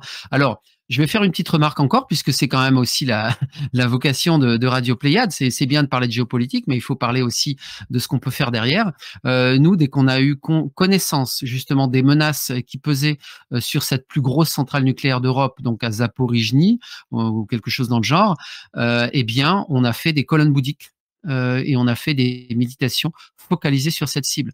Donc ça, c'est des choses que vous pouvez faire. Si vous entendez quelque part qu'il se passe quelque chose, qu'il y a un péril sur un lieu en particulier, vous faites des méditations sur ce lieu pour, autant que faire se peut, arranger la situation. Et nous, on organise des méditations donc avec le groupe de Sandrine. Vous pouvez encore une fois rejoindre le groupe de Sandrine si vous voulez le faire en groupe, mais c'est super important. Donc voilà.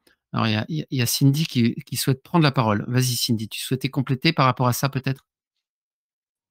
En fait, c'est juste pour rassurer les gens, en fait, un petit rappel, Cobra, dans sa mise à jour de janvier 2022 à propos de nucléaire, avait dit que les Pléiadiens ont communiqué que l'escalade nucléaire ne sera pas autorisée et que tous les missiles seront interceptés. Mais évidemment, ils demandent toujours aux gens de méditer pour la paix entre la Russie et l'OTAN afin d'éviter toute violence inutile et toute escalade inutile. Donc les Pléiadiens sont aussi là pour veiller à ce qu'il n'y ait pas de cataclysme ou qu'on utilise le nucléaire à mauvais escient.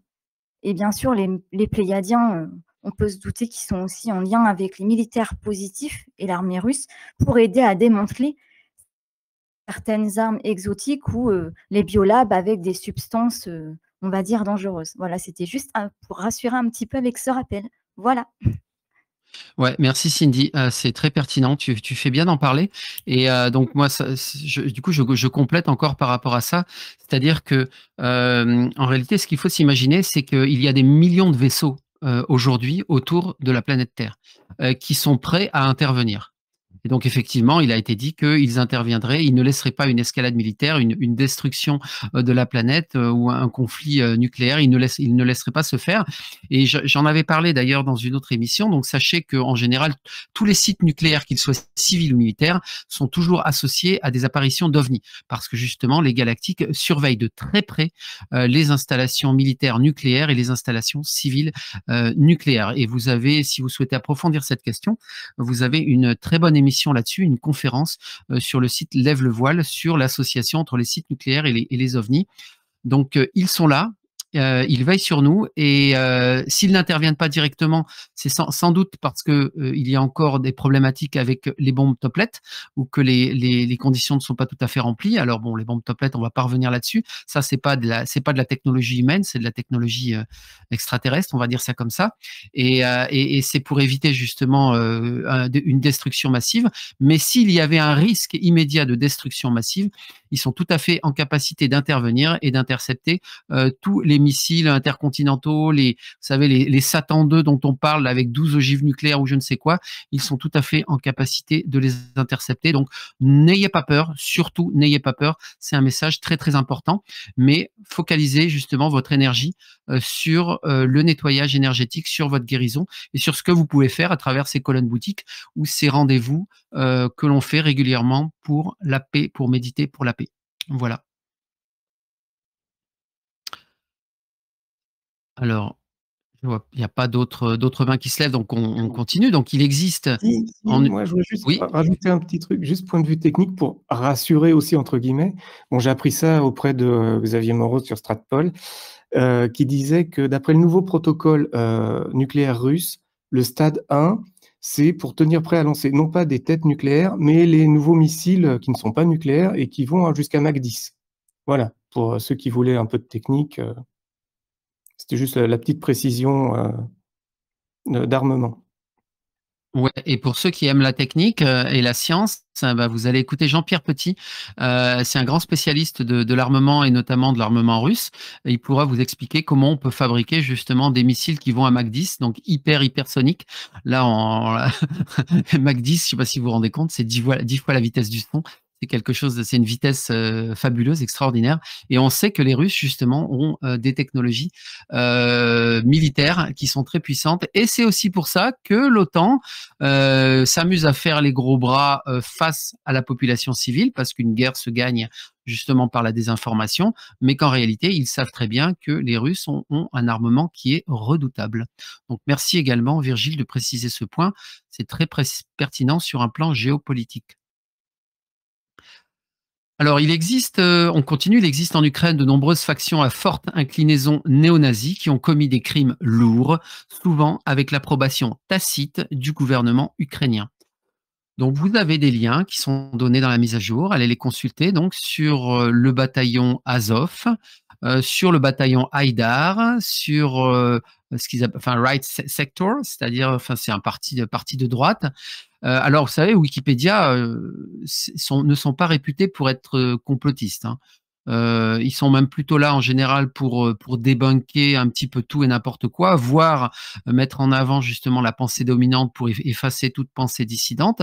Mais si vous allez vous renseigner sur Wikipédia sur le bataillon Azov, le bataillon Haïdar, vous verrez bien que ce ne sont pas des chimères au sens, cette fois-ci au sens commun du terme. Ce ne sont pas des chimères et il serait intéressant justement que nos journalistes s'intéressent un peu plus à cela plutôt que de tourner en dérision le président Poutine lorsqu'il parle justement d'éradiquer les néo-nazis de l'Ukraine. Et ils ont effectivement commis des crimes très lourds. Et d'ailleurs, si vous allez voir, alors c'est le bataillon Azov.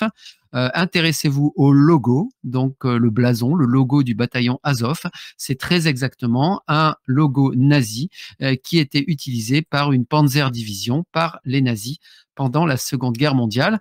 Alors, on peut toujours nier la filiation, mais en tout cas, le logo ne laisse aucun doute par rapport à la filiation nazie. Donc voilà, je vous recommande de vous intéresser à ceci, au cas où vous auriez des doutes. Et ce qui dissipe tout doute, c'est qu'il y a aussi des photos où ils ont carrément des drapeaux avec des croix gammées, hein. Que ce soit le bataillon Azov Exactement. ou Hector, ils en sont fiers, hein. Enfin, eux, hein, c'est pas les Ukrainiens, c'est cette partie militaire-là qui sont clairement néo-nazis. Tout à fait. Ce serait intéressant d'en connaître la genèse, de comprendre par qui ils ont été financés. Suivez mon regard. Si vous comprenez un petit peu la géopolitique et comment tout ceci s'est passé, je pense que vous pouvez vous imaginer d'où vient l'argent pour les former et les financer. Mais voilà, je ne citerai pas de nom sans preuve tangible. Donc, les jésuites influencent l'Ukraine avec leur mandataire sioniste. Alors là, on part encore dans un autre registre. Allez découvrir, si vous le souhaitez, le lien qui est donné aussi par Cobra. Vous pouvez aussi aller sur, c'est un site que je recommande pas habituellement, mais bon, il y a des choses intéressantes. C'est Égalité et Réconciliation. Je crois qu'il parle de cette problématique politique, de mandataires sionistes. Mais voilà, bon, égalité et réconciliation, vous le savez, hein, c'est du gatekeeping, j'en ai parlé, c'est-à-dire que c'est un moyen justement de décrédibiliser la dissidence. Mais ceci dit, il y a des articles très intéressants sur égalité et réconciliation. Donc voilà. Ensuite, donc des sources ont confirmé que l'armée russe n'attaque pas les civils dans cette guerre et qu'il y a beaucoup de désinformation propagée par les médias occidentaux. Bon, je pense qu'on a compris, hein, avec le Covid, ça a fonctionné à fond les ballons. Et ben ça continue avec la guerre en Ukraine. Et on n'a pas parlé jusqu'à présent de la censure de Russia Today et de Sputnik News, que nous pouvons regretter, parce que il est intéressant aussi de mentionner qu'il y a eu un véritable génocide qui a été fait au Yémen, notamment par l'Arabie Saoudite, le bombardement des populations civiles, alors qu'il n'y a pas de bombardement de populations civiles en Ukraine, enfin peut-être par les Ukrainiens, mais par les Russes, moi j'ai pas eu connaissance de ça, jusqu'à preuve du contraire. Mais en tout cas, l'Arabie Saoudite, pendant des années, a bombardé le Yémen, enfin c'était une véritable catastrophe humanitaire. Tout le monde s'en foutait.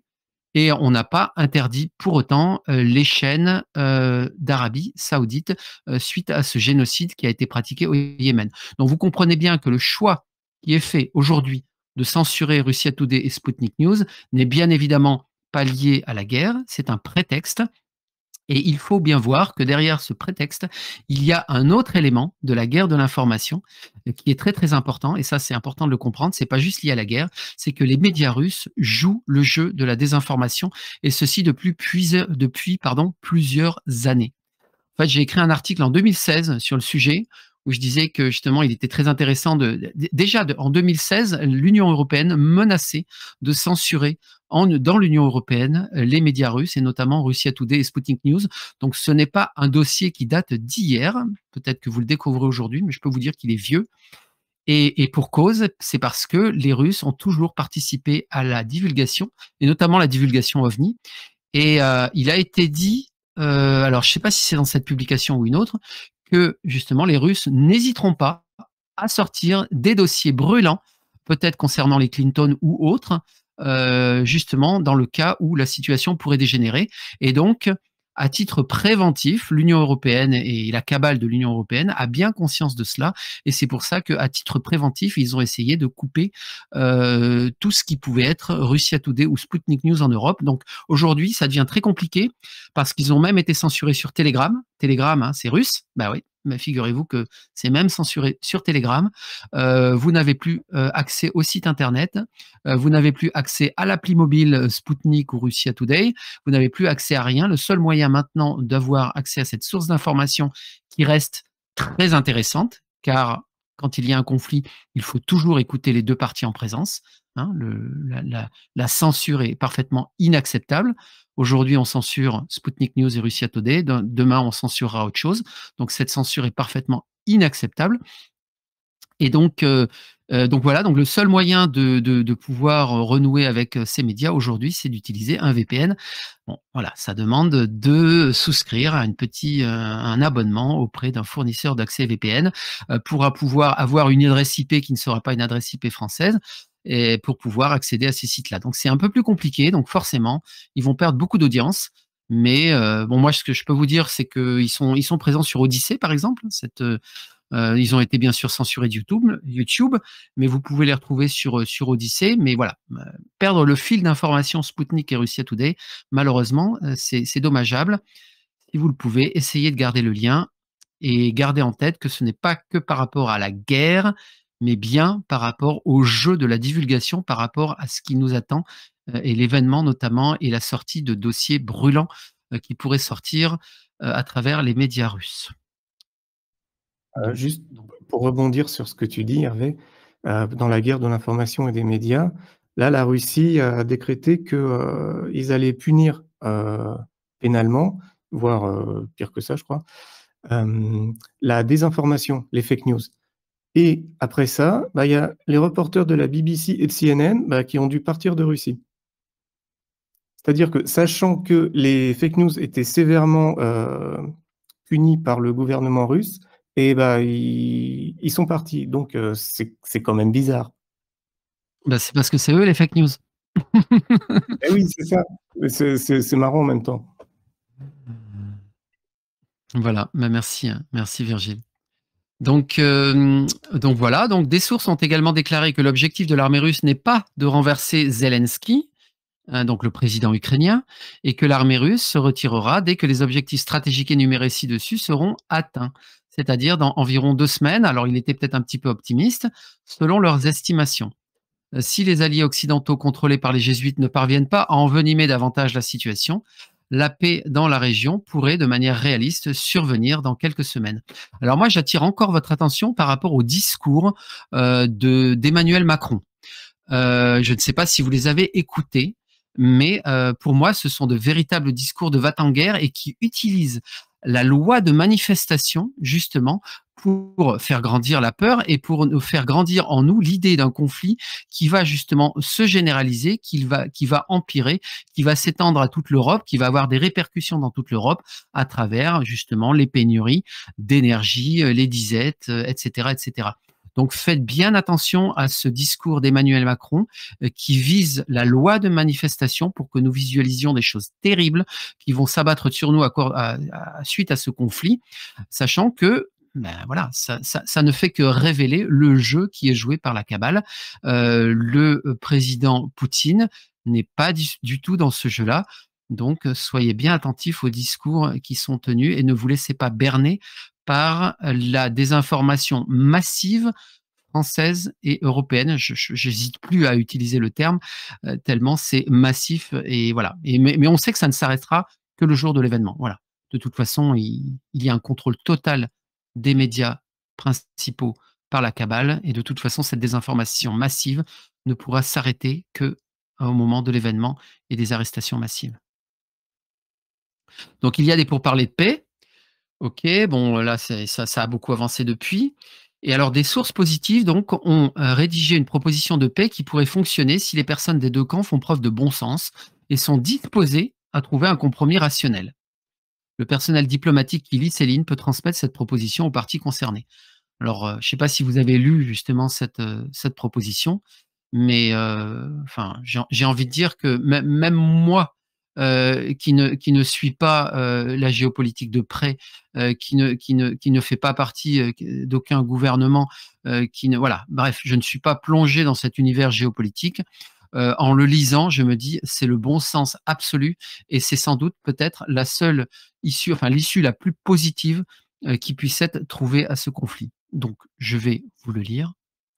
Donc, je cite: l'Ukraine peut être acceptée dans l'Union européenne et Zelensky rester en tant que président légitimement élu, mais l'Ukraine doit rester hors de l'OTAN pour toujours, rester militairement neutre, comme la Suisse, et toute aide militaire étrangère à l'Ukraine doit cesser, conformément aux garanties de 1990 de l'OTAN de non-expansion à l'Est, ce dont nous parlions tout à l'heure.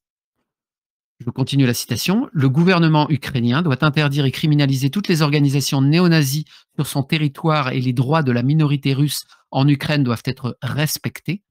La Crimée doit être reconnue internationalement comme faisant partie du territoire russe, conformément au référendum de 2014 sur le statut de la Crimée. On oublie d'en parler justement de ce référendum régulièrement. Donetsk, territoire, donc territorialement tout l'oblast de Donetsk, donc toute la région, et Lugansk, territorialement tout l'oblast de Lugansk, doivent être reconnus internationalement comme des pays indépendants souverains, conformément au référendum de 2014 sur le statut du Donbass. Dès que les conditions ci-dessus seront remplies, tous les militaires russes devront quitter immédiatement le reste du territoire ukrainien. Dès que cela sera fait, toutes les sanctions internationales contre la Russie devront être annulées et les relations internationales normales reprises. Je ne sais pas ce que vous en pensez, mais pour moi, ça coule de source. C'est tellement évident. Et jeter de l'huile sur le feu en disant non, non, il faut que l'Ukraine rentre dans l'OTAN ou non, non, il faut que on ne veut pas de l'indépendance de Donetsk et de Lugansk pour pouvoir continuer justement à se battre contre. Enfin, tout ça, c'est jeter de l'huile sur le feu. Ou envoyer des armes ou je ne sais quoi. Il faut arrêter. C'est le bon sens. Est-ce que ce bon sens pourra prévaloir? Je ne sais pas. Méditons autant que faire se peut. puisque nous connaissons notre puissance, nous connaissons notre pouvoir. Nous avons fait une émission justement sur notre puissance. Je vous y renvoie, une émission Radio Pléiade. Nous avons une puissance phénoménale. Utilisons-la à bon escient. Alors, je ne vois pas de main qui se lève. N'hésitez pas à interagir. Qu'est-ce que vous en pensez, vous, de cette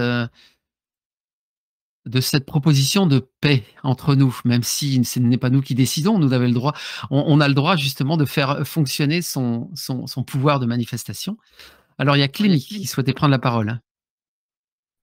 Oui, c'est pas mal, sauf pour une chose, c'est que personnellement, je trouve pas aucun intérêt à ce que l'Ukraine fasse partie de l'Europe. On est déjà d'abord beaucoup trop nombreux. Bon, c'est vrai aussi que je serais assez d'accord pour un Frexit. Alors, donc, voilà.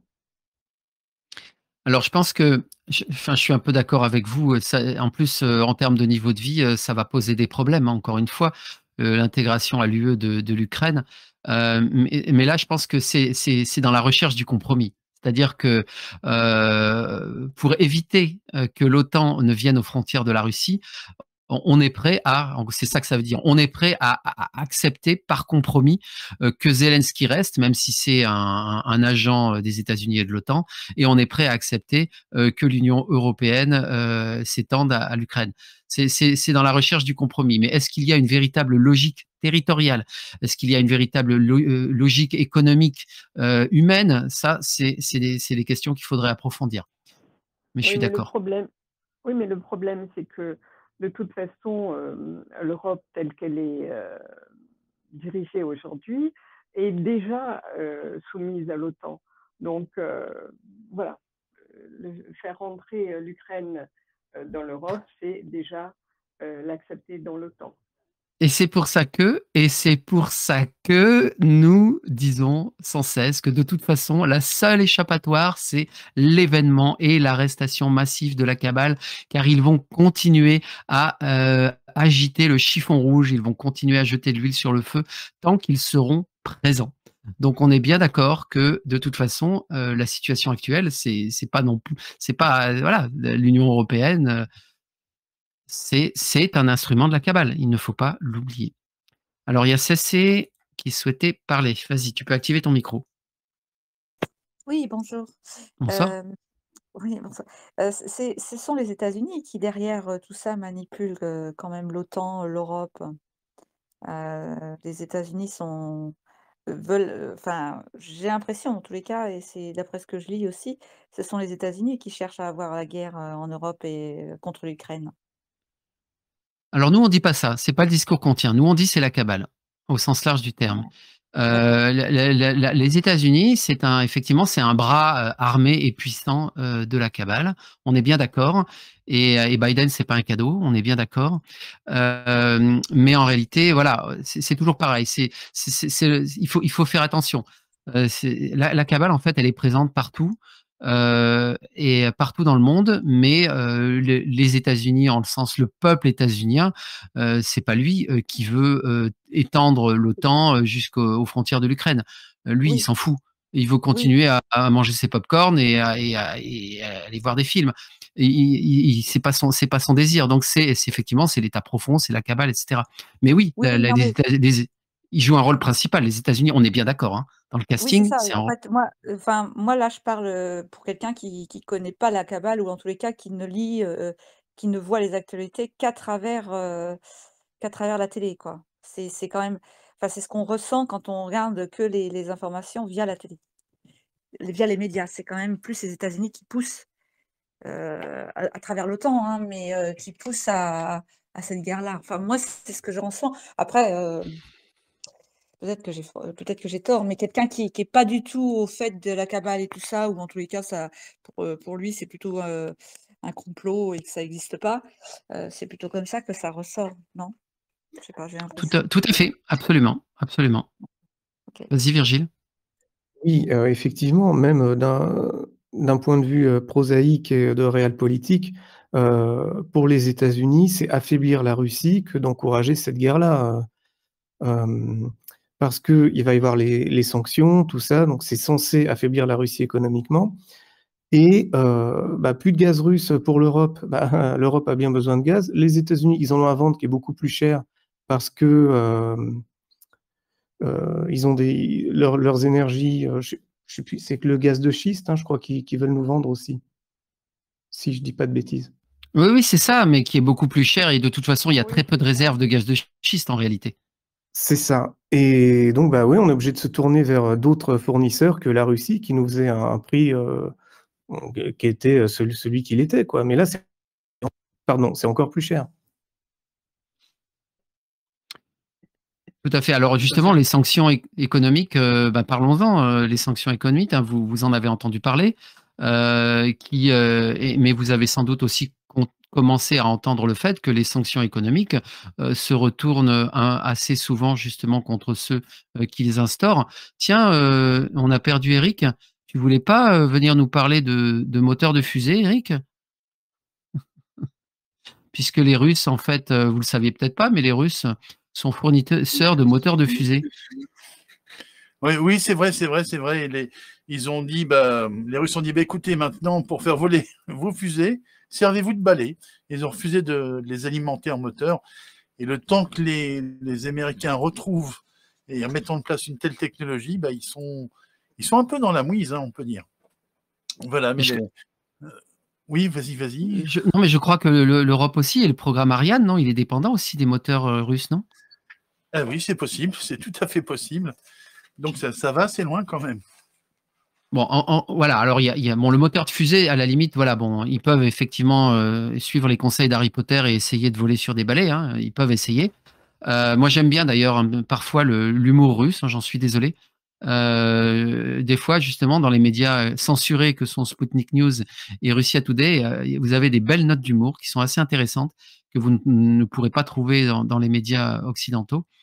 Mais au-delà de ça, en fait, il y a une réalité, c'est l'énergie notamment, c'est le pétrole, c'est le gaz. Et puis il y a le blé aussi, le blé, l'augmentation terrible du blé là, avec la guerre.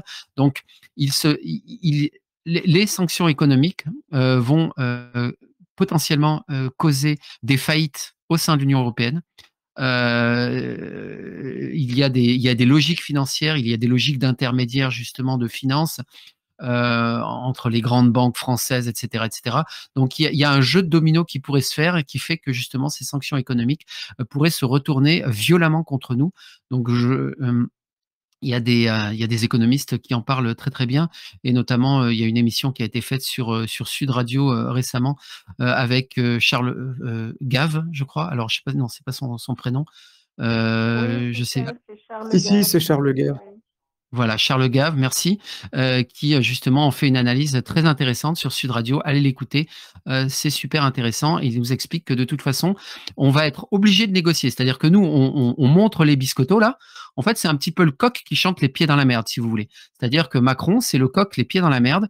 Il fait son cocorico, mais il va vite se rendre compte que s'il veut continuer à avoir du grain, il va falloir qu'il mette de l'eau dans son vin assez rapidement et qu'il y ait des négociations, parce que sinon ça va se retourner contre nous. Alors évidemment, le but de la cabale, c'est essayer de faire en sorte que la situation s'empire encore et toujours, mais en réalité, nous, on va recaler la ligne de temps. On va recaler la ligne de temps pour faire en sorte justement que ceci dure le moins longtemps possible et que cette situation n'empire pas. Mais en tout cas, et que ces sanctions économiques justement se retournent assez rapidement sur nous pour que ceci nous amène rapidement à la table des négociations pour arriver à potentiellement ce qui a été dit dans la proposition. Si je peux me permettre, Oui. sachant que, enfin ça me semble ainsi du moins, sachant que Macron, depuis qu'il est en place, et même avant d'être président, fait tout pour anéantir la France, enfin c'est un grand mot, mais en tout cas il enlève beaucoup de moyens à la France pour rester ce qu'elle était et pour l'affaiblir. Je ne sais pas si l'affaiblissement à cause de ces sanctions va vraiment le gêner. J'ai cette sensation que son but, avec la cabale derrière, c'est de toute façon d'appauvrir la France et d'autres pays afin que les États n'existent plus, qu'il n'y ait plus que l'Europe, et l'Europe sera déjà l'entrée du mondialisme, sachant bien entendu que ça, c'est leur espoir, c'est ce qu'ils veulent, et que moi, j'espère bien que non, que tout ça s'arrêtera avant avec l'événement. Et alors, il y a justement une déclaration très récente de Jacques Attali que vous pouvez trouver, alors je crois qu'il est intervenu sur Europe 1, que vous pouvez trouver sur Twitter ou ailleurs, enfin partout, j'imagine, qui commence à nous prédire les pénuries, les dysfonctionnements dans la société française et européenne, les problèmes d'approvisionnement alimentaire, etc., pour ne pas dire la famine. Donc voilà, c'est effectivement, c'est leur visualisation. Vous avez raison. Mais ça ne se produira pas ainsi. Alors, par rapport justement à la situation économique, hein, je ne sais pas si vous en avez conscience, mais là aussi, il faut écouter les analystes. En fait, les Russes, ils se préparent à ça depuis très longtemps. Les sanctions économiques, ils le savaient qu'il y allait avoir des sanctions économiques. Mais il faut voir que là où la France, elle est super endettée, qu'elle a une balance commerciale qui est largement déficitaire, qui a plein de points de dépendance, notamment dépendance énergétique, etc. Et ben la Russie, c'est tout le contraire. La Russie, ils ont une balance commerciale qui est excédentaire. Ils ont effacé toutes leurs dettes. Ils sont autonomes dans beaucoup de choses, en énergie, en blé, etc. Enfin bon, voilà. Donc les Russes se sont préparés à ça. Donc c'est pour ça que je parlais tout à l'heure que ces sanctions vont se retourner contre la communauté européenne et peut-être même les États-Unis aussi, en espérant justement que ça se fasse, mais de façon à ce que ceci ne génère pas de chaos et qu'on arrive à une négociation, évidemment un cessez-le-feu, etc., et des négociations qui nous mettent sur une ligne de temps, que toutes les lignes de temps finalement négatives s'effacent les unes après les autres pour nous amener à l'événement. C'est vraiment ce sur quoi nous devons travailler tous autant que nous sommes. Oui, et d'ailleurs, ils étaient tellement bien préparés qu'ils se sont même défaits d'une grande partie du dollar pour payer ce qu'ils ont à payer pour les transactions. Alors, il y a un site qui est très bien, là, que suit beaucoup Cobra, qui s'appelle Hal Turner, qui parlait justement du fait qu'ils auraient adossé le rouble à l'or. Alors moi, j'ai du mal à trouver la confirmation de cette information. Non, mais c'est ça. Oui, j'en ai entendu parler aussi. Oui, c'est ça. Et si c'est le cas, ça veut dire que je pense qu'on a beaucoup de soucis à se faire. Enfin, l'euro et le dollar a beaucoup de soucis à se faire. Parce que les Chinois et la Russie vont se retrouver dans à peu près la même situation, avec une monnaie potentiellement adossable à l'or. Et donc, ça veut dire que les malheureux dans l'histoire, c'est peut-être pas ceux qu'on croit. Donc voilà, attention au retour de bâton. Ça pourrait faire mal. Mais encore une fois, sécurisons la ligne de temps. Oui, Virgile, tu voulais prendre la parole. Oui, et ça, les Américains ne supportent pas les monnaies qui se remettent adossées à l'or. Qui avait voulu faire ça avant? Je crois qu'il y a eu Saddam Hussein en Irak, on a vu ce qui lui est arrivé, et Kadhafi en Libye. Exactement. Donc, ouais, ça a des conséquences, quoi. C'est ça, mais c'est ça, mais peu de gens le savent, hein, que les raisons profondes de la guerre contre Kadhafi en Libye, c'était parce que effectivement, Kadhafi voulait mettre en place une monnaie adossée à l'or, effectivement. Et Saddam Hussein, lui, c'était plus le fait que, en fait, il ne voulait plus, enfin, il voulait faire en sorte que le dollar, que le pétrole puisse être payé par d'autres monnaies que le dollar. Donc la fin du pétrodollar. Oui, pardon, exact. Donc voilà ce qui leur est arrivé par le passé. Alors après cette entrée aussi de l'or pour adosser les monnaies, ne perdez pas de vue, vous qui êtes au courant justement du reset financier positif, que ça fait partie aussi du plan des forces positives. Donc en réalité, voilà, il y a quand même la Russie et la Chine font partie de l'alliance, même s'il y a beaucoup de cabales en Russie et en Chine et qui détiennent encore les rênes du pouvoir. Mais le grand reset financier positif, justement avant la disparition totale de l'argent, avant de construire justement une société basée sur l'abondance, ce sera peut-être sur une autre planète, d'ailleurs, comme on l'a vu dans une mise à jour de situation planétaire précédente.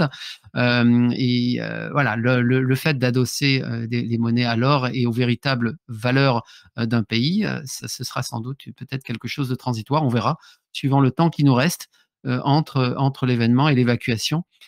Voilà, je vous renvoie à la dernière émission qu'on a faite sur le sujet pour les curieux.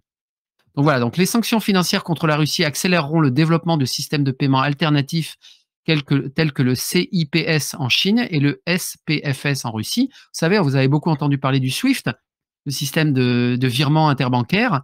Bah, ce système de virement interbancaire, on veut interdire les Russes, c'est pareil, ça va se retourner contre nous parce que les Russes, en réalité, bah, ils vont faire encore plus de commerce avec la Chine. On est en train de pousser la Russie dans les bras de la Chine au lieu de renforcer les liens justement avec cette proximité européenne. Donc, bon, voilà, il y aura des conséquences par rapport à tout ça et nous ne serons pas forcément les grands gagnants de ces conséquences. Donc voilà, donc ceci affaiblira le pétrodollar déjà en déclin et revigorera l'alliance BRICS. Donc les pays de la BRICS, hein, vous connaissez, hein, c'est Brésil, donc Chine, Inde, Russie et Afrique du Sud. Voilà, c'est ça les pays de la BRICS et l'alliance BRICS. Et donc, la méditation, pour en arriver à ça, à cette conclusion évidente, finale, la méditation pour la paix en Ukraine, toutes les 4 heures, est toujours nécessaire de toute urgence. Et les forces de la lumière demandent au plus grand nombre de personnes possible d'y participer. Donc, si vous le pouvez, s'il vous plaît, faites ces méditations. Faites ces méditations en solitaire ou de jour comme de nuit, ou avec le groupe de Sandrine, ou dans le groupe que vous voulez, ou créez votre propre groupe de méditation, peu importe. Mais tant que ce conflit est là, cela reste je dirais, le point d'achoppement principal avant d'aller sur une ligne de temps qui soit parfaitement positive. Donc, il faut recaler toutes ces lignes de temps que nous avons encore devant nous. Et le point principal sur lequel il faut travailler, c'est celui-là. Alors, il y a aussi les vortex, hein, il y a aussi les méditations sur les vortex. On a parlé de Santa Monica, on a parlé de Ljubljana et le troisième qui m'échappe, le Congo, voilà, je crois. Donc, oui, c'est ça, c'est le Congo. Donc, on travaille aussi sur ces vortex, bien sûr. Mais voilà, c'est super important en ces temps troubles. Et je voulais aussi refaire passer un message que j'ai fait passer, je crois, sur le groupe Victoria Luminis, qui est très important aussi. C'est qu'un jour, demain peut-être, dans quelques semaines, je ne sais pas, je ne détiens pas de secret, je précise bien, je ne détiens pas de secret. Un jour, nous allons peut-être perdre contact parce qu'il n'y aura plus de Radio Pléiade, nous serons peut-être censurés ou peut-être qu'il n'y aura plus d'Internet. Les Russes auront toujours l'Internet parce qu'ils ont fait en sorte, ils se sont aussi préparés à cela. Mais peut-être que nous, les Européens, nous n'aurons plus d'Internet et nous n'aurons plus les contacts les uns avec les autres. Donc, sachez que le moment où nous aurons perdu contact tous les uns avec les autres, possiblement, hein, je ne dis pas que c'est une certitude, l'urgence absolue sera encore et toujours d'ancrer un maximum de lumière à la surface de la planète, dans votre quotidien, dans votre comportement, dans vos méditations, dans votre engagement personnel pour la libération planétaire. Sachez-le, si vous n'avez plus d'informations, ne paniquez plus, concentrez-vous sur la lumière. Ça veut dire que nous sommes à 2 doigts de faire déborder le vase de lumière, ce que nous sommes à 2 doigts de l'événement. Donc surtout, ne vous découragez pas, n'ayez pas peur et continuez ce travail de lumière. C'est vraiment un message très, très important. Donc voilà, alors la mise à jour de situation planétaire s'arrête là. Donc la déesse veut la paix et la paix sera. Alors hein, ce n'est pas une nouvelle religion, hein, les gens des fois s'étonnent quand on parle de déesse. Hein, c'est un symbole, c'est le symbole justement de ces énergies de guérison dont nous avons besoin. Oui, Clémy. Si je peux me permettre, il faudrait peut-être arrêter de dire et la paix sera, parce que sera, c'est toujours aller vers un futur qui n'est pas là. Et peut-être qu'on pourrait dire autre chose, genre et la paix est en train de se créer, ou quelque chose dans ce sens. Parce que sera, ça sera toujours pour demain, ça ne sera jamais pour l'instant. C'est juste. C'est juste. Alors, c'est vrai qu'aujourd'hui, si on n'est pas dans le déni de réalité, force est de constater que la paix n'est pas sur Terre. Mais je suis d'accord avec vous qu'il faut travailler sur notre loi de manifestation pour que la paix soit, et c'est pour ça d'ailleurs qu'on vous invite à faire cette visualisation toutes les 4 heures. Hein, c'est vraiment toutes les 4 heures. Et dans cette visualisation, il est bien visualisé la paix, que la paix est, et non pas que la paix sera. Je ne sais pas si vous connaissez le support de méditation, mais il s'agit véritablement de visualiser à l'instant présent cette paix universelle à toute la surface de la planète, sur toute la surface de la planète.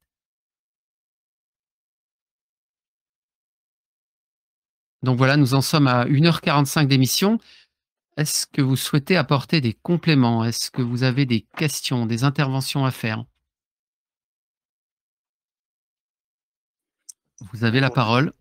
ouais, juste un tout petit complément, mais qui va dans le sens de ce que tu disais sur les sanctions qui se retournent contre nous globalement. C'est que Visa et Mastercard, alors qu'il n'y a pas de sanctions officiellement demandées pour l'instant, ont décidé de manière unilatérale, mais ce n'est pas encore fait, ils envisagent de le faire, d'interdire en fait le fonctionnement des cartes bancaires des Russes à l'étranger et d'interdire également le fonctionnement des cartes bancaires étrangères en Russie. Voilà. Donc la date de mise en application, je ne la connais pas encore, mais ça fait partie, c'est dans les cartons. Et je ne sais pas à ce stade si il y aura un veto d'une autorité quelconque, mais j'ai l'impression que c'est un accord entre eux, simplement. Oui, Voilà. alors moi je peux pas commenter plus avant ça. J'ai vu Non, non. l'information comme toi, effectivement. Encore une fois, je pense que faudrait voir les conséquences derrière. Mais je pense que les conséquences derrière aussi, c'est que pour pour relayer une blague que j'ai vue passer récemment, vous savez, on a une ville en Bretagne qui s'appelle Roscoff. Roscoff pourrait être la ville des Ruskov. Vous savez, on appelle les Russes, on les appelle aussi les Ruskov. Et ben ça va. Le problème, c'est que si on fait ça, ben ils vont bloquer aussi. Nous, on va bloquer les cartes russes. Enfin, les les cartes russes ne fonctionneront plus en Europe, comme les Mastercard ou Visa ne fonctionnent plus en Russie. Donc les Russes ne pourront plus venir en vacances à Ruskov. Donc voilà, on va y perdre quelque part. On va y perdre sur le tourisme. Il va y avoir un impact. Bon, ce sera plus sur la Côte d'Azur qu'à Roscoff Oui. en réalité. Mais voilà, c'était histoire de faire une réponse malgré tout. C'est plus au sud, effectivement. Mais je pense aussi que ça va pousser les étrangers à quitter la Russie aussi, du coup. Oui, ah bah oui, bien sûr, et vice versa, faire en sorte que les Russes reviennent chez eux aussi. Exact, exact. Ouais, merci. Est-ce que vous avez d'autres interventions, d'autres réactions par rapport à tout Il y aura cela? une autre oui. Il y Vas-y. aura une autre conséquence très grave, c'est qu'en Russie, il y aura plus Netflix. Ah bah ça va être bon pour la planète, ça. Oui. Parce que Netflix, c'est fait pour nous laver les cerveaux, hein. Je sais pas si vous en êtes rendu compte, mais cette plateforme, elle est arrivée sur le devant de la scène assez violemment, et pour justement occuper un maximum de temps de cerveau de l'humanité, quels que soient les pays du monde. Pendant que vous êtes devant Netflix, bah, vous ne faites pas autre chose. Vous ne lisez pas un livre, vous ne faites pas une méditation, vous ne faites pas du jardinage, vous donnez votre temps de cerveau à la cabale. Donc, faut pas l'oublier, même s'il y a des choses très, très intéressantes sur Netflix. Mais Netflix est un instrument de la cabale, faut pas l'oublier. Tu fais bien de préciser ça, ça me permet de faire passer un petit message par rapport à cette plateforme. Voilà. Alors, je sais pas, donc Coucou. voilà. Oui, Sandra. Excuse-moi d'interrompre. Je rebondis effectivement sur la petite remarque, tu sais, de Clémy sur l'audio guide pour la paix pour la Russie, l'OTAN et l'Ukraine. C'est bien à la fin, la déesse veut la paix et la paix sera, justement. Et on s'était dit avec le groupe, justement, qu'il faut manifester et la paix est. Donc on le fait systématiquement pour ceux qui y pensent. On le manifeste dans l'instant. Dans l'affirmation verbale, effectivement, c'est bien le texte, mais dans la demande de visualisation, on nous demande de visualiser justement la paix et l'abondance à la surface de la planète. Dans le travail de visualisation, il me semble. Tout à fait, oui. Donc, mais oui, mais voilà. Bon, après, rien ne vous empêche, lorsque vous écoutez l'audio guide, parce que je suis pas sûr qu'il sera refait, ça m'étonnerait d'ailleurs, rien ne vous empêche, lorsque vous êtes avec l'audio guide, de dire en vous et de manifester en vous, la déesse veut la paix et la paix est. Et vous manifestez vous-même, vous rayonnez vous-même la paix. Oui, voilà. Mais tout à fait. effectivement. C'est ce que je fais, c'est ce qu'on fait, mais c'était pour pouvoir le dire à plus de personnes, puisque nous sommes nombreux ce soir à écouter. et que tout le monde moi, je suis avec Sandrine dans ces méditations, mais tout le monde n'a pas ou le temps ou n'est pas automatiquement au courant de ça. Voilà. Oui, c'est pour ça, ils ont peut-être pas le temps, tu sais, de lire le protocole en entier. C'est pour ça qu'on le souligne. Je sais pour les débutants qui voudraient le faire. Ouais, bah merci. Donc merci d'insister là-dessus, du coup, effectivement, puisqu'on a une audience, on a presque 120 personnes, c'est important d'insister sur ce point-là. Il faut vraiment le manifester dans l'instant présent pour que ceci se matérialise, hein. C'est la loi de manifestation. Macron l'utilise, lui, pour générer la guerre. Donc nous, il faut qu'on l'utilise justement pour contrebalancer et générer la paix. Alors, est-ce que je vous laisse une dernière possibilité d'intervention ou de questions, sachant que, comme je le répète, donc il n'y aura pas d'after. Il n'y aura pas d'after ce soir, donc le salon sera fermé suite à la fin de l'enregistrement de cette émission. Donc, si vous avez une dernière question, une dernière remarque, allez-y, c'est le moment, avant de mettre un terme à cette émission. Je vois que Virgile, ton micro est allumé. Je ne sais pas si tu te prépares déjà au mot de la fin, peut-être? Ah, non, je n'avais pas de. Mais je peux faire mon mot de la fin maintenant si tu veux, hein. Allez, vas-y. Bah, je vois qu'il n'y a pas de main qui se lève. Donc, vas-y, tu peux parler.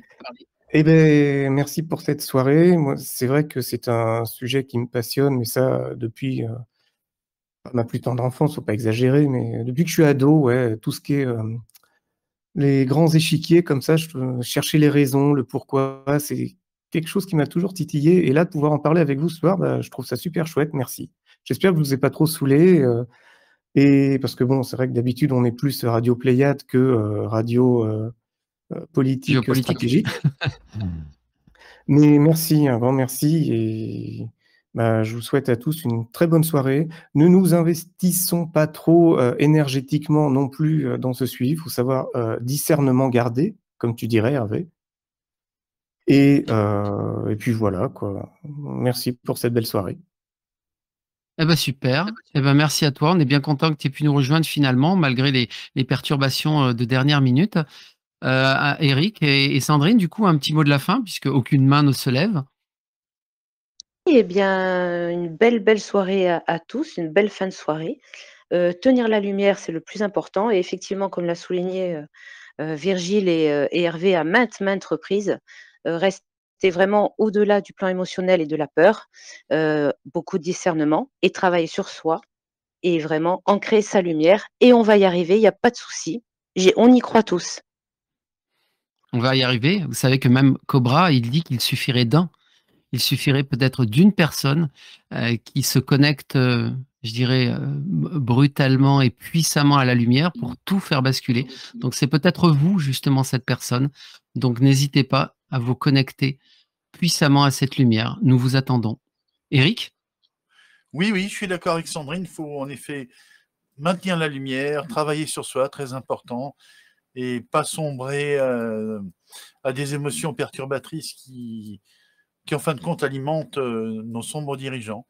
Donc oui, rester dans la joie et puis le partage. Eh bien, merci à vous. Et n'oubliez pas donc mercredi pour les anglophones une session de dissolution des implants, donc le 9 mars. Le 16 mars, une session de dissolution des implants en français avec l'accompagnement des chambres à tachyon. Et le 26 mars, notre marathon spirituel. Ne manquez pas ce grand rendez-vous et sachez que comme nous passons en mode irrégulier sur Radio Pléiade, donc restons connectés si l'Internet le permet. Sinon, vous savez justement quelle procédure adopter au cas où nous perdions contact. Mais sinon, restons connectés pour que vous sachiez quand aura lieu une prochaine émission Radio Pléiade. Un grand merci à vous. Merci beaucoup pour vos interventions. Elles sont toujours très intéressantes et nous permettent justement de confronter les idées et de compléter. Donc, merci beaucoup. J'aimerais même que ça interagisse plus d'ailleurs. Il y a beaucoup de timides peut-être parmi les auditeurs, mais en tout cas, merci à tous ceux qui sont intervenus. Merci aux co-animateurs. Et on vous donne rendez-vous donc à une prochaine émission sur Victoria Luminis, la victoire de la lumière.